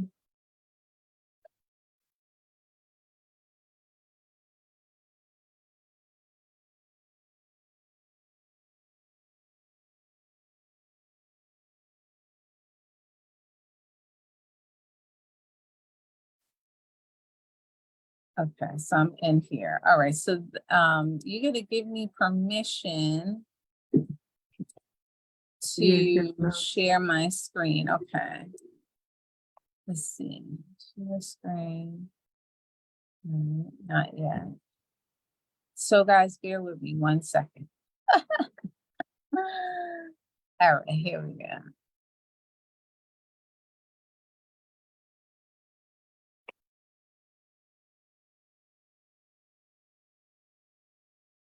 Okay. All right. All right. Good. All right. So good. Yeah, you see my elbow. All right. So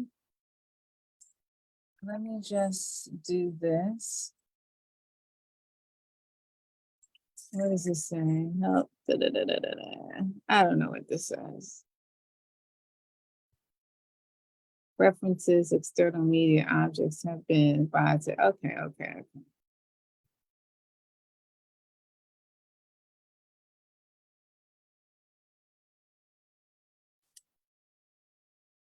Okay, yeah. Yeah, so I have a little blip of the film, Thomas Sankara, The Upright Man, but I'm not going to utilize that.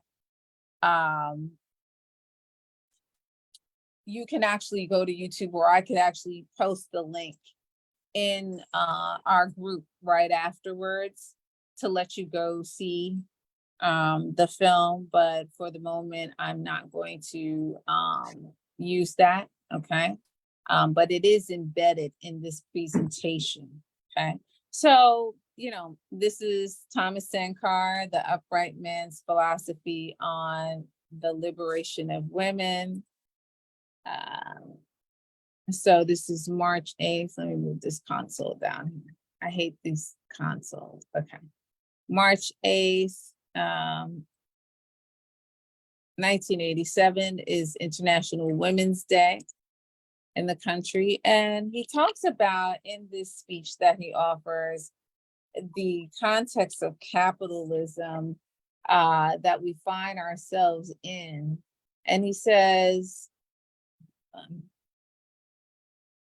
he says, I'm going to read your comments later on when I come back, when I'm done, because I can't do both. But anyway, it says capitalism and women.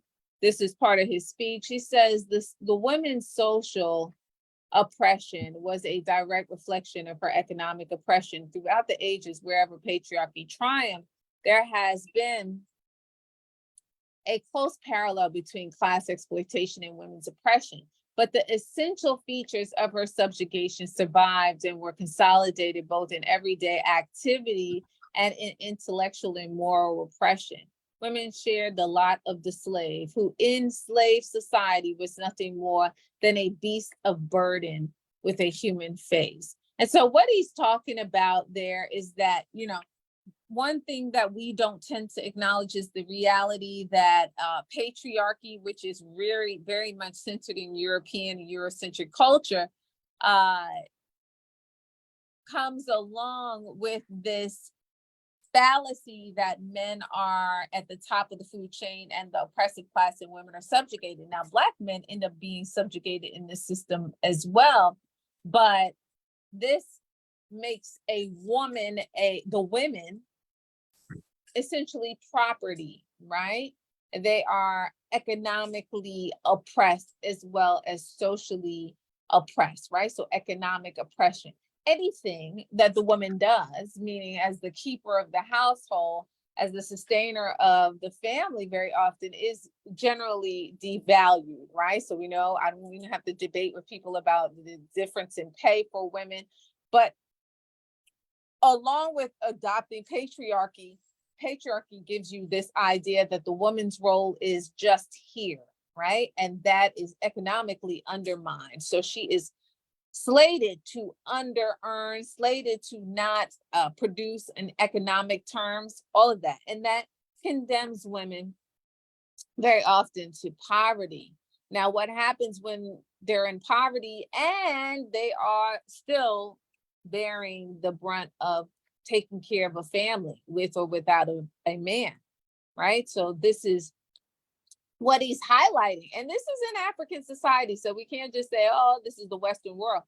The chief problem with some of this is this. Yes, this is layered with Eurocentric thinking and European culture.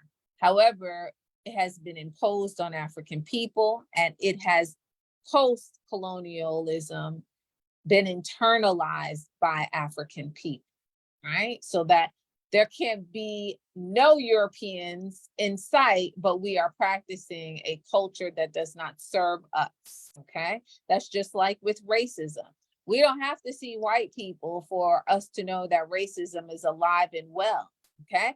Black people have now internalized racism against other Black people, right? This is why we know about xenophobia, right? What is xenophobia about? Okay, Black people are practicing a certain level of pathology against other Black people. Well, this can happen with anybody, right? So he's talking about that, the essential features of her subjugation survived and were consolidated both in everyday activity and in intellectual and moral oppression. So in everyday life, the subjugation of woman is present. And so he's talking about that this is also an intellectual and moral, meaning religious spaces, okay? So let me go on. I'm gonna move pretty quickly after this. Women in violence, because the cycle of violence inequality can only be done away with by establishing a new society.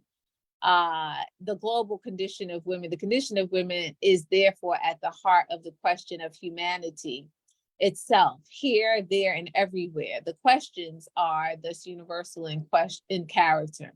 Women fight on 4 fronts. Women, our sisters, fighting as they are on the 4 fronts of our war against disease, hunger, poverty, and degeneracy, feel the pressure of changes over which they have no control.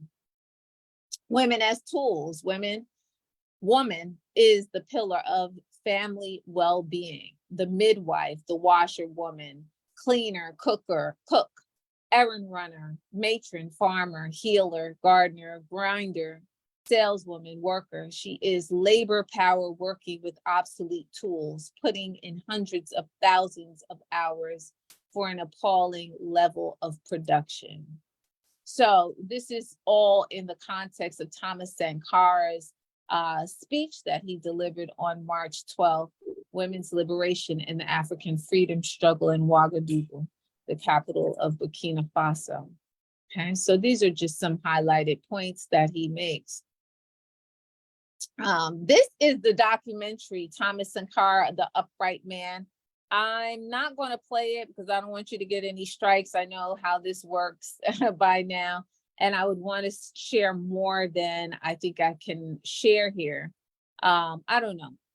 I will post it, but essentially in here, I highlighted a part where he talks about teen pregnancy and how young girls are excluded and expelled from school when they get pregnant. However, the male that impregnated her does not. And so he is allowed to continue as though, nothing happened. And he says that basically this creates an inequality in the educational level of the women in the country, right? The women and men of our society are all victims of imperialist oppression and domination. That is why they wage the same battle. So he's saying that Black women, African women, Black men, all suffer under colonialism, imperialism, white supremacy, and culture. And that's why we are in this struggle together. That being said, the revolution and women's liberation go together, okay? We do not talk of women's emancipation as an act of charity, meaning when we get done with the real work, right? Or out of a surge of human compassion. It is a necessity for the revolution to triumph. In other words, the liberation of the women, who are the masses in every African community and Black community on the planet, is a necessity for the triumph of our revolutions around the world, okay? We cannot liberate the men and leave the women, the masses, in oppressed and subjugated circumstances, okay? And that's his position. Similar philosophical lines by Pan-Africanists are Ahmed Sekou Touré, and he talks about this in a book called Women in Society. And then there's also Amilcar Cabral, Women as Armed Militant in the People's Struggle. So he talks about women participating in the liberation of the country, Amilcar Cabral, and I will show you some images of the women actually fighting in the war in Guinea-Bissau and Cape Verde as well. So those were let me just go back. Those were other, Pan-Africanists who had a strong position on women, but still different from Thomas Sankara, okay? A word on Marxist and Leninist philosophy in African people. I have to address this because a lot of us, particularly now with this whole Russian situation and Russia and Ukraine, have this view that the Eastern Bloc is more progressive in light of racism, particularly Russia, because they did not have slaves. They're not built on a slave society. The reality is that,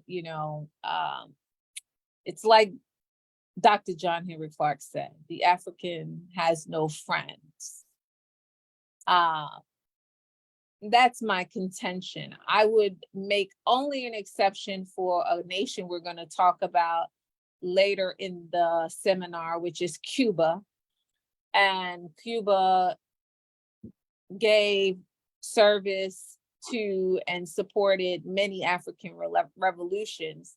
But outside of Cuba, I think it is safe to say we have no friends in this world. And so we had better be our own best friends. And, the Marxist and Leninist line is pervasive on the African continent. Even Ahmed Sekou Touré subscribed to a Marxist-Leninist line. The beloved Osagyefo Kwame Nkrumah.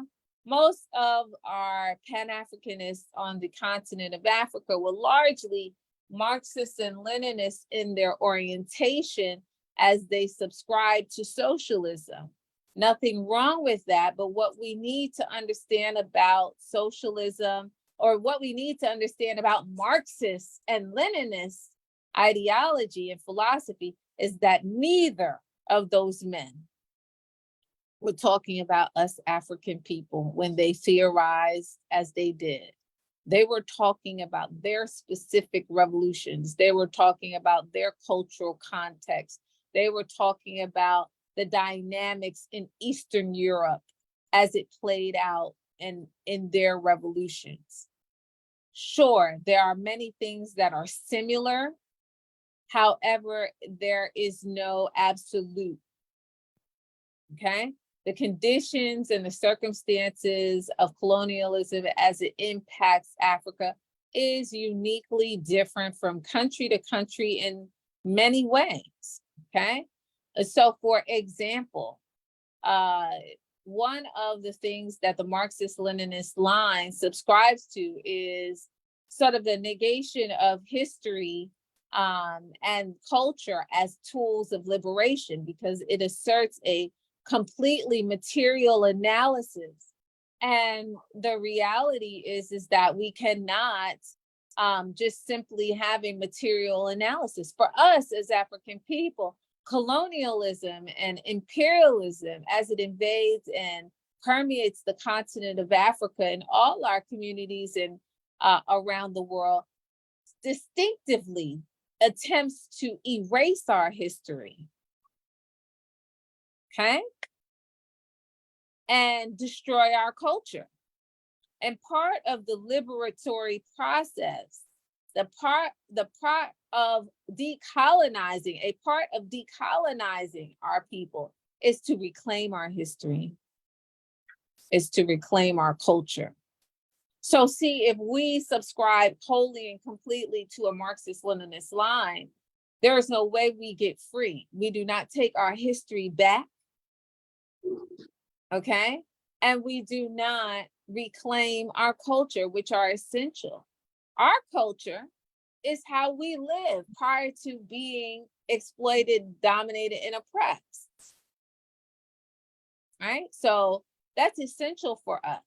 So you see, we can't just take a Marxist and Leninist perspective and put it neatly into the African context and call it a liberatory process for us, okay?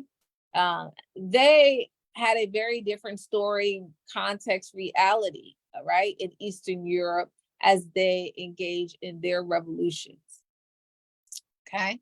So Amilcar Cabral recognized history and culture as tools of liberation, very important, all right? So while he was one of the continent's biggest Pan-Africanists and African nationalists that led Guinea-Bissau and Cape Verde to independence, he did not completely subscribe to the Marxist-Leninist line, right?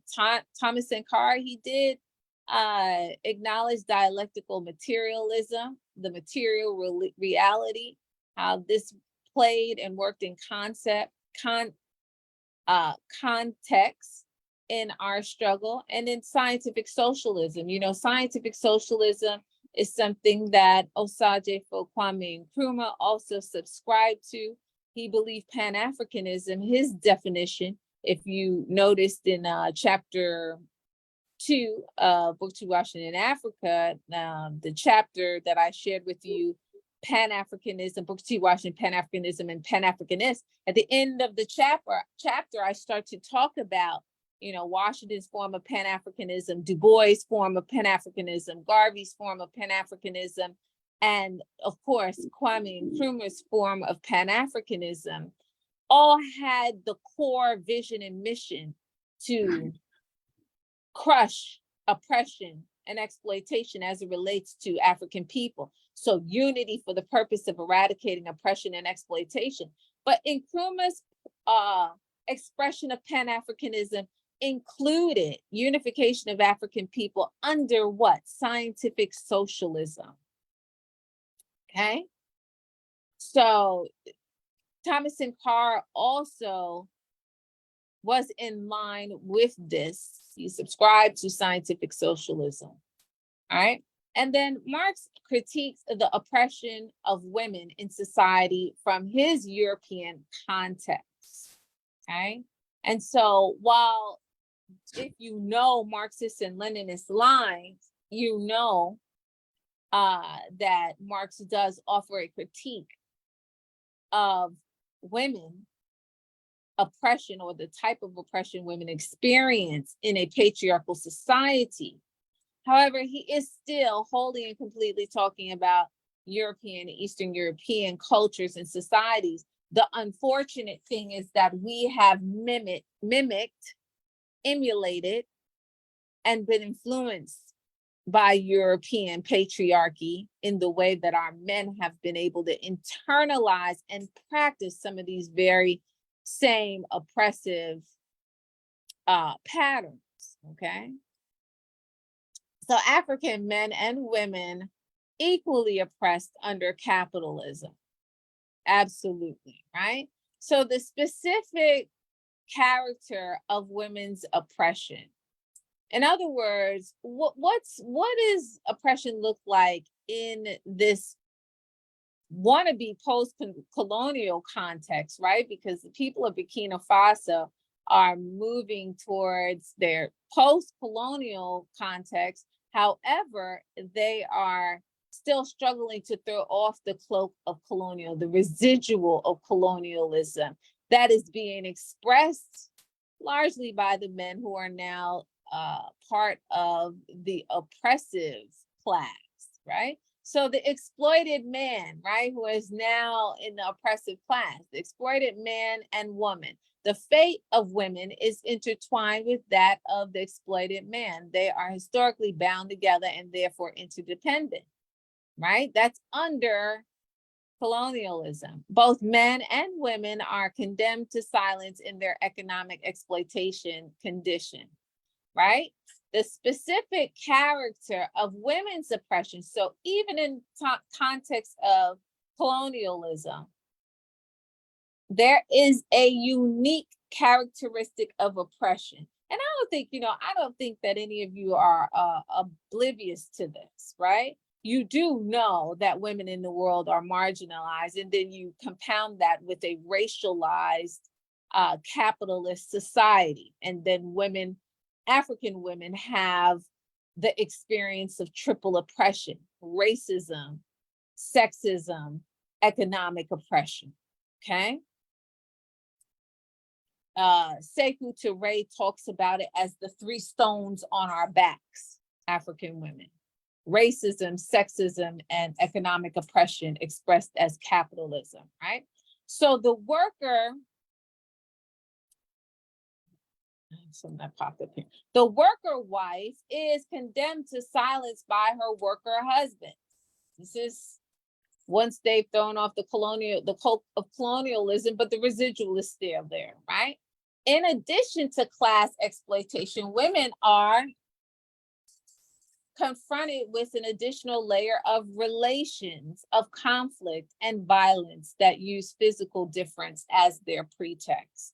And so what is that talking about? It's talking about domestic violence. It's talking about when there is nothing else, the physical advantage that men have over women and how that plays into the oppression of women in the society. The exploited male, exploitation of natural differences between men and women employs the same tactics of class exploitation to maintain domination over women.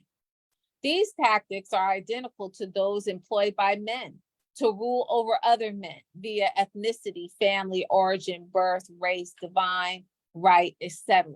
So in other words, all the same tactics that have been used by white supremacy and culture, used by colonialism to marginalize men of color, African men, Black men, and other people of color throughout the world. The same tactics that white males, European males, Eurocentric culture has used in those contexts. Now, in this post-colonial setting, men of color who are now the oppressive class can use these same things on women and do, Okay, we're not oblivious to that.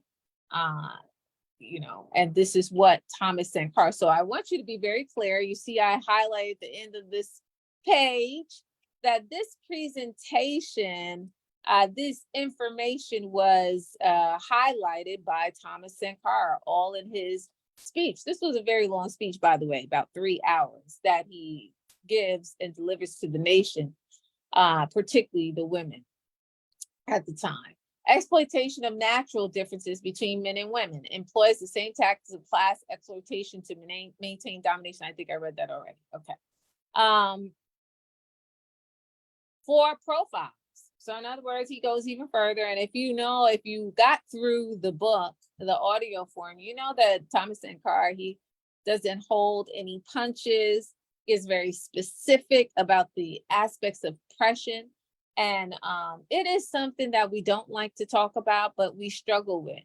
It is something that in our revolutionary context, in our organized struggles, we still struggle with, okay? Meaning the marginalization of women. And I think it makes us fall short as a people because our women folks bring great contributions to the table, right? I'll go further with some examples later, but it's a shortcoming for us to still have to struggle with some of these same issues. Patriarchy, misogyny in particular, are productions of European culture. I'm not saying chauvinism did not exist in Africa. It has, and it does. But misogyny, the hate of women, has blossomed in European culture. Okay? If you know African culture, you know African history, you know that African women have always been in leadership roles, okay? And that Africa has historically been not only matrilineal, but matriarchal in some instances, okay? So Europe has never been matrilineal. And seldom, only in optics, has it been matriarchal, okay? This is why you can have queen whoever in Europe, but then they still have men who are in power, okay? A prime minister who is in power, okay? So here are the 4 profiles. Commit women to chastity.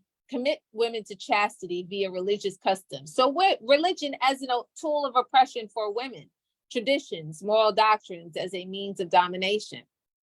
The second is the pleasure seeker who avoids, and these are men's profiles. So there's the religious patriarch amongst men who keeps women subjugated due to religious ideology. And then there is the pleasure seeker who avoids the responsibility of a home, family, fatherhood, or moral responsibility. And is never really truly, in a leadership role of himself or a family in the community, right? So that's another male profile. Practitioners of misogyny subject women to vicious public attacks while engaging in the utilization of women for sexual gratification. Then there is also the polygamists, right, as a means of exploitation of women. And we're not talking about healthy forms of polygamy, so don't raid the comments with justification. I lived in and married in a society where polygamy is legal. And I know what healthy polygamy looks like, but I also know that there's distortion of not only polygamy, but monogamy, okay, distortions of. So he is speaking, these are not even my words, but Sankara is speaking of the exploitation of these societies, right? So the distortion of, these social practices. This is an image of the women of Burkina Faso who are also been integrated into the military as a result of saying that women will be serving in every aspect of society. Now, some people, when I did this presentation, were repelled by this. Like, hey, we don't see women doing the men's job. That's not what this is about. what this is about is that they're saying that women are being visible in every aspect. And you have to understand, ask any Black woman to the left or the right of you why they do what they do. Most of it is out of necessity, okay? Thomas Sankara was trying to certainly engage in having representation for African women in every aspect of society, but you know, some of the other images you'll see here is going to be really out of necessity, right? So these are African women in Burkina Faso who were part of some of the strikes and protests that happened following liberation or independence.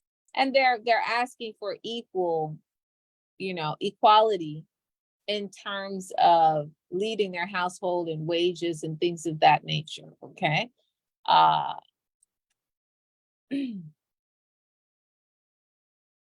This is in Guinea-Bissau, and this is actually, it features some of the women who are actually, I said actually a million times already. The women who are a part of the armed struggle in not Burkina Faso, but in Guinea-Bissau, they are in the fields.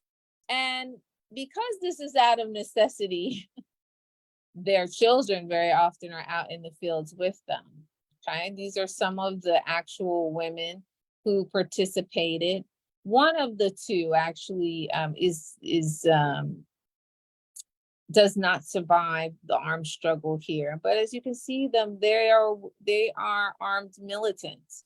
They are regular people who are taken to the field to engage in armed struggle, not because who wants this, right? Nobody wants this, but this is the reality. And so in doing this presentation, I thought it was important for you to be able to see how completely and wholly African women have participated in the liberation of African nations on every front, okay? Not just in the home, not just in the strikes, not just in the schools, but also in the field. This is also one of the armed militants in Guinea-Bissau who ultimately perished in the struggle against the Portuguese there. Another, Ana Gomez as well. She was a field sergeant in Guinea-Bissau. And we're going to be talking about Guinea-Bissau as one of, I think if on the syllabus, it's next. We're talking about expressions on the continent of Africa, Pan-Africanism, and for one of the first places we go to is Guinea-Bissau with Amilcar Cabral. So you're getting a little bit of a highlight here. But that's Ana Gomez there. Here's Amilcar Cabral and some of the women who were in the PAIGC as well. And then, you know, I bring it out here to the Western Hemisphere and just give you some imagery of the women who were in the Black Panther Party and the fact that they were also really in masses, in mass. And they were the masses of the Black Panther Party. Over 60% of the membership of the Black Panther Party were women. Okay. But typically when you see images of the Black Panther Party, you see the men who were in leadership roles, not understanding that for a small amount of time, there was the chairman of the Black Panther Party was a woman, Elaine Brown. And then also the majority of the Black Panther Party was comprised of women. And this is, you know, the bottom line of what I'm saying and what even Thomas Sankara is saying is that this is the reality for our women. We have always had to fight and serve on every front. And so when it comes to our total liberation, we also should be recognized on every front. meaning liberated, not, hey, we want to call this name or call that name. No, we want the fruits of our struggle. We don't want to enter into a new form of oppression under our own men in these small spaces, right? So this is essentially what he's saying.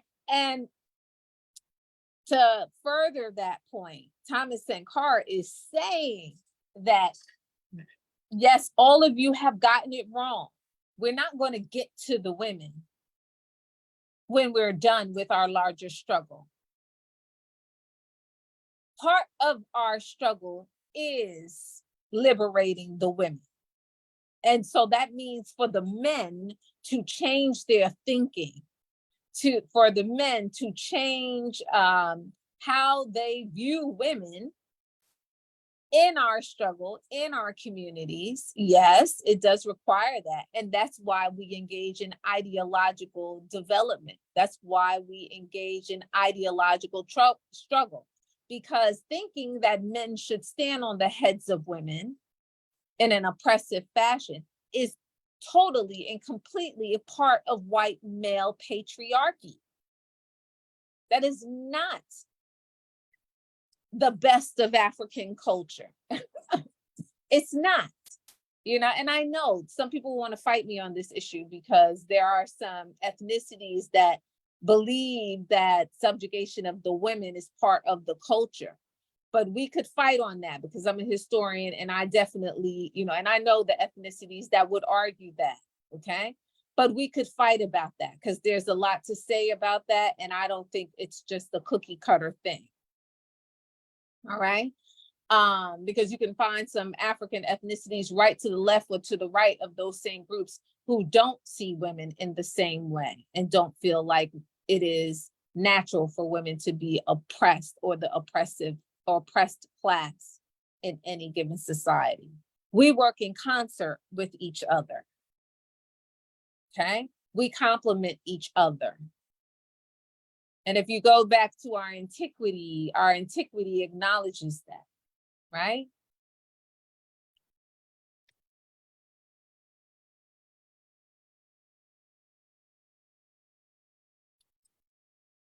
So this is just another image. And this is to highlight just the presence of women who were the foot soldiers and the masses of the Black Panther Party, right? We don't get to not fight. I think that's something that a lot of people don't understand, even in our own communities.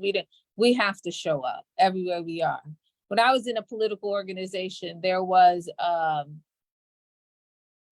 women's wing in the organization that consciously gave women power and allowed the men to be present, but not with voting, right? Could not vote. The point of that was to give women power in a society that women did not have power in. And in our organization, engage in the exercise of women asserting that power and men stepping down in terms of interrupting them asserting that power. But it was an orientation, a process essentially to educate you out of the pathology of capitalist, colonial, racist society. One brother in particular who had all the tools to understand how this works, that went on to say that he wanted to make sure he was there at the women's union because he wanted to make sure that the women's union meeting didn't just turn into some women's meeting. It didn't just turn into some rap session where the women start crying and whining about whatever it is. And I asked him why he thought that our women of all people were any less committed to political work than he was. Don't we always show up and do what we're supposed to do? And then I extended it. I gave him a metaphor. I said, hasn't your mother always done what she's supposed to do? So much would not get done. And so why do you think that our anatomy makes us any less committed to political work? than the men in our organization, and that you have to watch us in that way. You are certainly allowed to be present and even contribute short of a vote. However, we have never been less committed.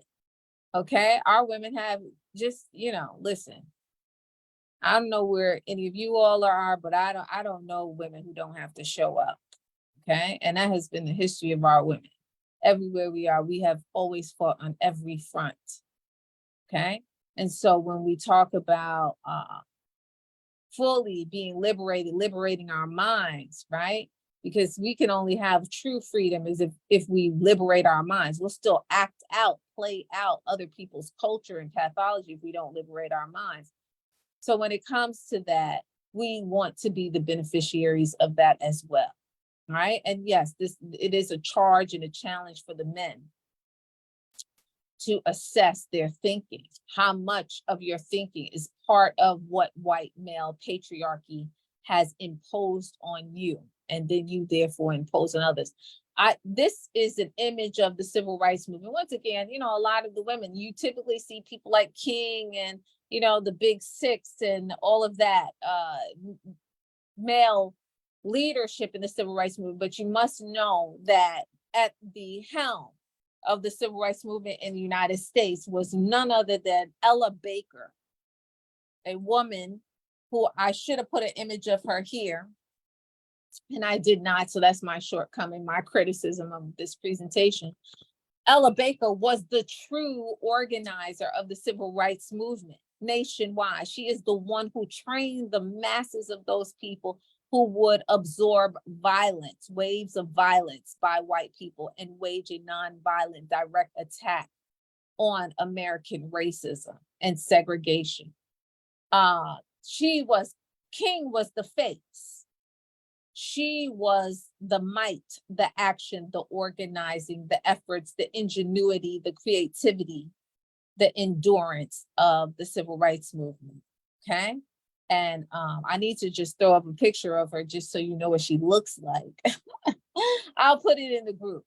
But Ella Baker is the true organizer of the civil rights movement, and she ends up shying away towards the end. Why? Because although she is the true might of the civil rights movement and the movement to desegregate America, she still had to put up with chauvinism in intimate spaces with King and others. Okay? So, this is why we have to liberate ourselves on all fronts. What does she do? She leaves the organization. She leaves SNCC. She leaves SCLC. They are now robbed of her efforts and her organizing and her power ultimately, okay? And then we suffer collectively. But she said something very interesting about her role in the civil rights movement. She said she surrendered her ego. That's why you almost never see her face. She didn't want to be known. She didn't need to be applauded. She didn't need the accolades. She has surrendered her ego. It is something that many of our men in leadership positions and in our struggle even do not do. They do not surrender the ego. Okay? And she did. This is why you know the work of Ella Baker, but you have probably very likely never seen her face. Okay? So, what are we missing? We are missing some of these basic points. Gender-based contradictions derail total liberation. So in other words, internalizing chauvinism, patriarchy, misogyny. When our men internalize this, we derail the liberation of our people because it causes an internal rift amongst us. Historically organized freedom and liberation struggle have not made the total liberation of African women a part of the revolutionary process, and it must be. The liberation of African women is a finalizing process. It signifies the liberation And it signifies the liberation has been achieved, essentially. The last word. Thomas Sankara, one of the most progressive leaders and thinkers of all time. Locating Sankara in contemporary theory, to have a little conversation about it. More womanist than feminist, question mark. And one of the reasons why I put this more womanist than feminist, womanist theory centers on the community. Feminist theory is very individual centered and very power centered, in the sense that individuals can obtain power and benefit themselves solely. Womanist theory generally, whether it's Africana womanist or womanist theory by Margaret Walker and others like that, really has more to do with relations, right, in the Black community amongst women and other members of the community. It is not an individualist ideology in the way that feminist theory tends to be. Okay. But those are the last points, and then, okay. I think I ended with the image of Thomas Sankara, but if I didn't, I'll go right back to it. Right. Okay, so but I'm gonna stop the share here. Let me see. Let me stop the share. I'm going to turn it back to me. I'm gonna look at some of your comments, and I hope that some of what I said landed. I can't get this so I can't see your comments at all. It's not allowing me to do that. And I can't, actually my screen is all messed up here too. I don't know what happened with this. All right, guys, so I don't know if I'm gonna be able to read your comments. Let me see. Let me go to my computer. Let me go back in. Thank you very much. Thank you, thank you, thank you. And I wanted you all to have the benefit. I did that presentation, most of it in the academy, but I really wanted us to have the benefit of it, because sometimes I leave things out of the discourse here because of the lack of time per se. But I really feel like it's important for us, most of all, in an organization like this, to get the benefit of that analysis. I'm coming back in on my computer. Oh my gosh, I'm so far over. I just want to look at some of your comments and questions. So that's why I'm coming back in, Yvonne, on here. So. Recording in progress. Okay, let me just turn this on. I'm coming back in on here because I just want to get to some of your questions and comments. This is like such an unflattering imagery, but it's okay. I want to see what you have to say real quick and sort of respond. And the only way for me to do that is here.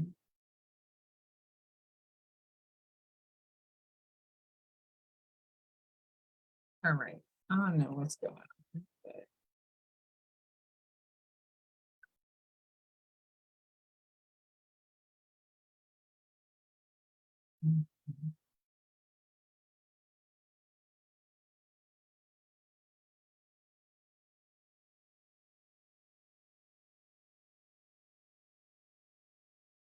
oh, well, I can't even see any of your comments now. All right. I don't know why I can't see them on this one either. All right, so I don't know. Yvonne, do you want to read some of the questions, comments to me? Yes.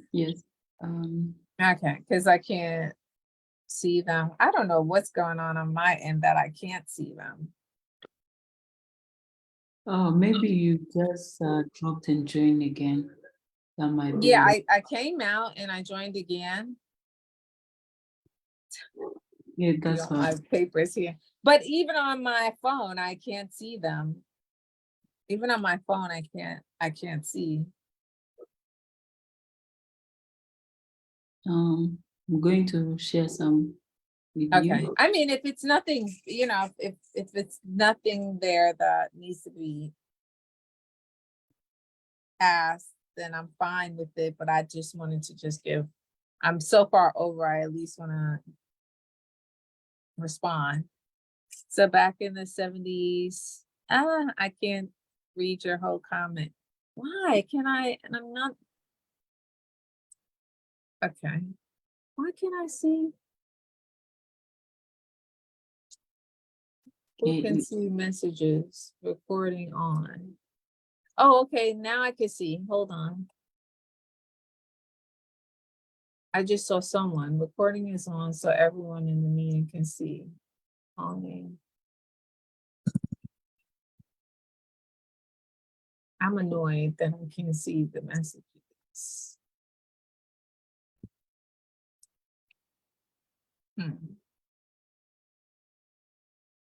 All right. So nothing major, right? Oh, okay, I see one message. I'm so glad you highlighted the contradictions when the brother spoke incorrectly at the meeting. Thank you, Damani. Yeah. No, right. Yeah, we always have to, right?